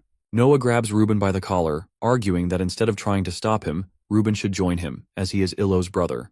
He asks if Ruben isn't worried about Illo, and if he plans to just wait for 8 hours without doing anything. Hearing that, Ruben feels a pang of shame. However, Noah, furious, shoves him away, stating that if Ruben has nothing more to say, he will go on his own. Just as he is about to leave, Ruben stops him, claiming that he has a plan. The town is eerily quiet when a gust of wind slashes against the force field the headmaster has created. As the headmaster looks down the street, he notices Noah, who calls out to him, challenging him to show himself. With dark energy radiating around him, the headmaster steps toward the field, mocking Noah and asking if he has come to meet his death. Noah, however, is confident in himself. He acknowledges the headmaster might be right, but assures him he has a plan. Thanks to Ruben's revelation, Noah now has a hostage exchange strategy. According to Ruben, the headmaster had been sacrificing young students with magical abilities to further his goals. If they offer Noah as bait in exchange for Illo, it could work. Ruben, however, warns Noah that there is a risk the headmaster might not fall for it, but it is their best chance. The supervisor, on the other hand, is skeptical, concerned about the force field. Ruben explains that in order to make it work, they will need to lure the headmaster out of his office. He adds that if the headmaster steps outside the force field, they will be able to do something about it. Back in the present, Cootie and Mumu are busy setting up traps outside the headmaster's office building, while Ruben observes everything from the supervisor's room through the magic ball. Meanwhile, Noah, according to plan, offers himself as the bait instead of Illo, claiming he is far stronger. He yells at the headmaster to step out of the office and face him. The headmaster finds the demand intriguing but is curious about why he should agree. Noah, though nervous, pushes through his unease. In a fit of rage, he decides to take matters into his own hands. He charges at the force field, gathering all his strength, and kicks it with everything he has. However, to his shock, the force field doesn't even crack. Instead, the attack backfires, sending Noah flying backward.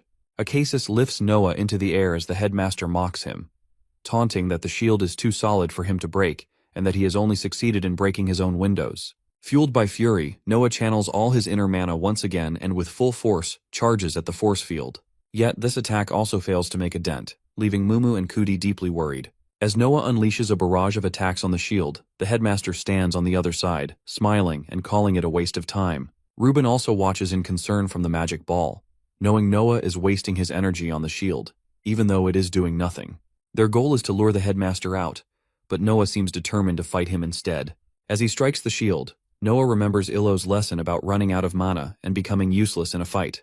Realizing the truth of her words, he stops, but by then, he is already exhausted from his relentless attacks on the shield. Everyone watches with curiosity, wondering what his next move will be. Remembering Illo's advice, Noah begins to gather mana from his surroundings.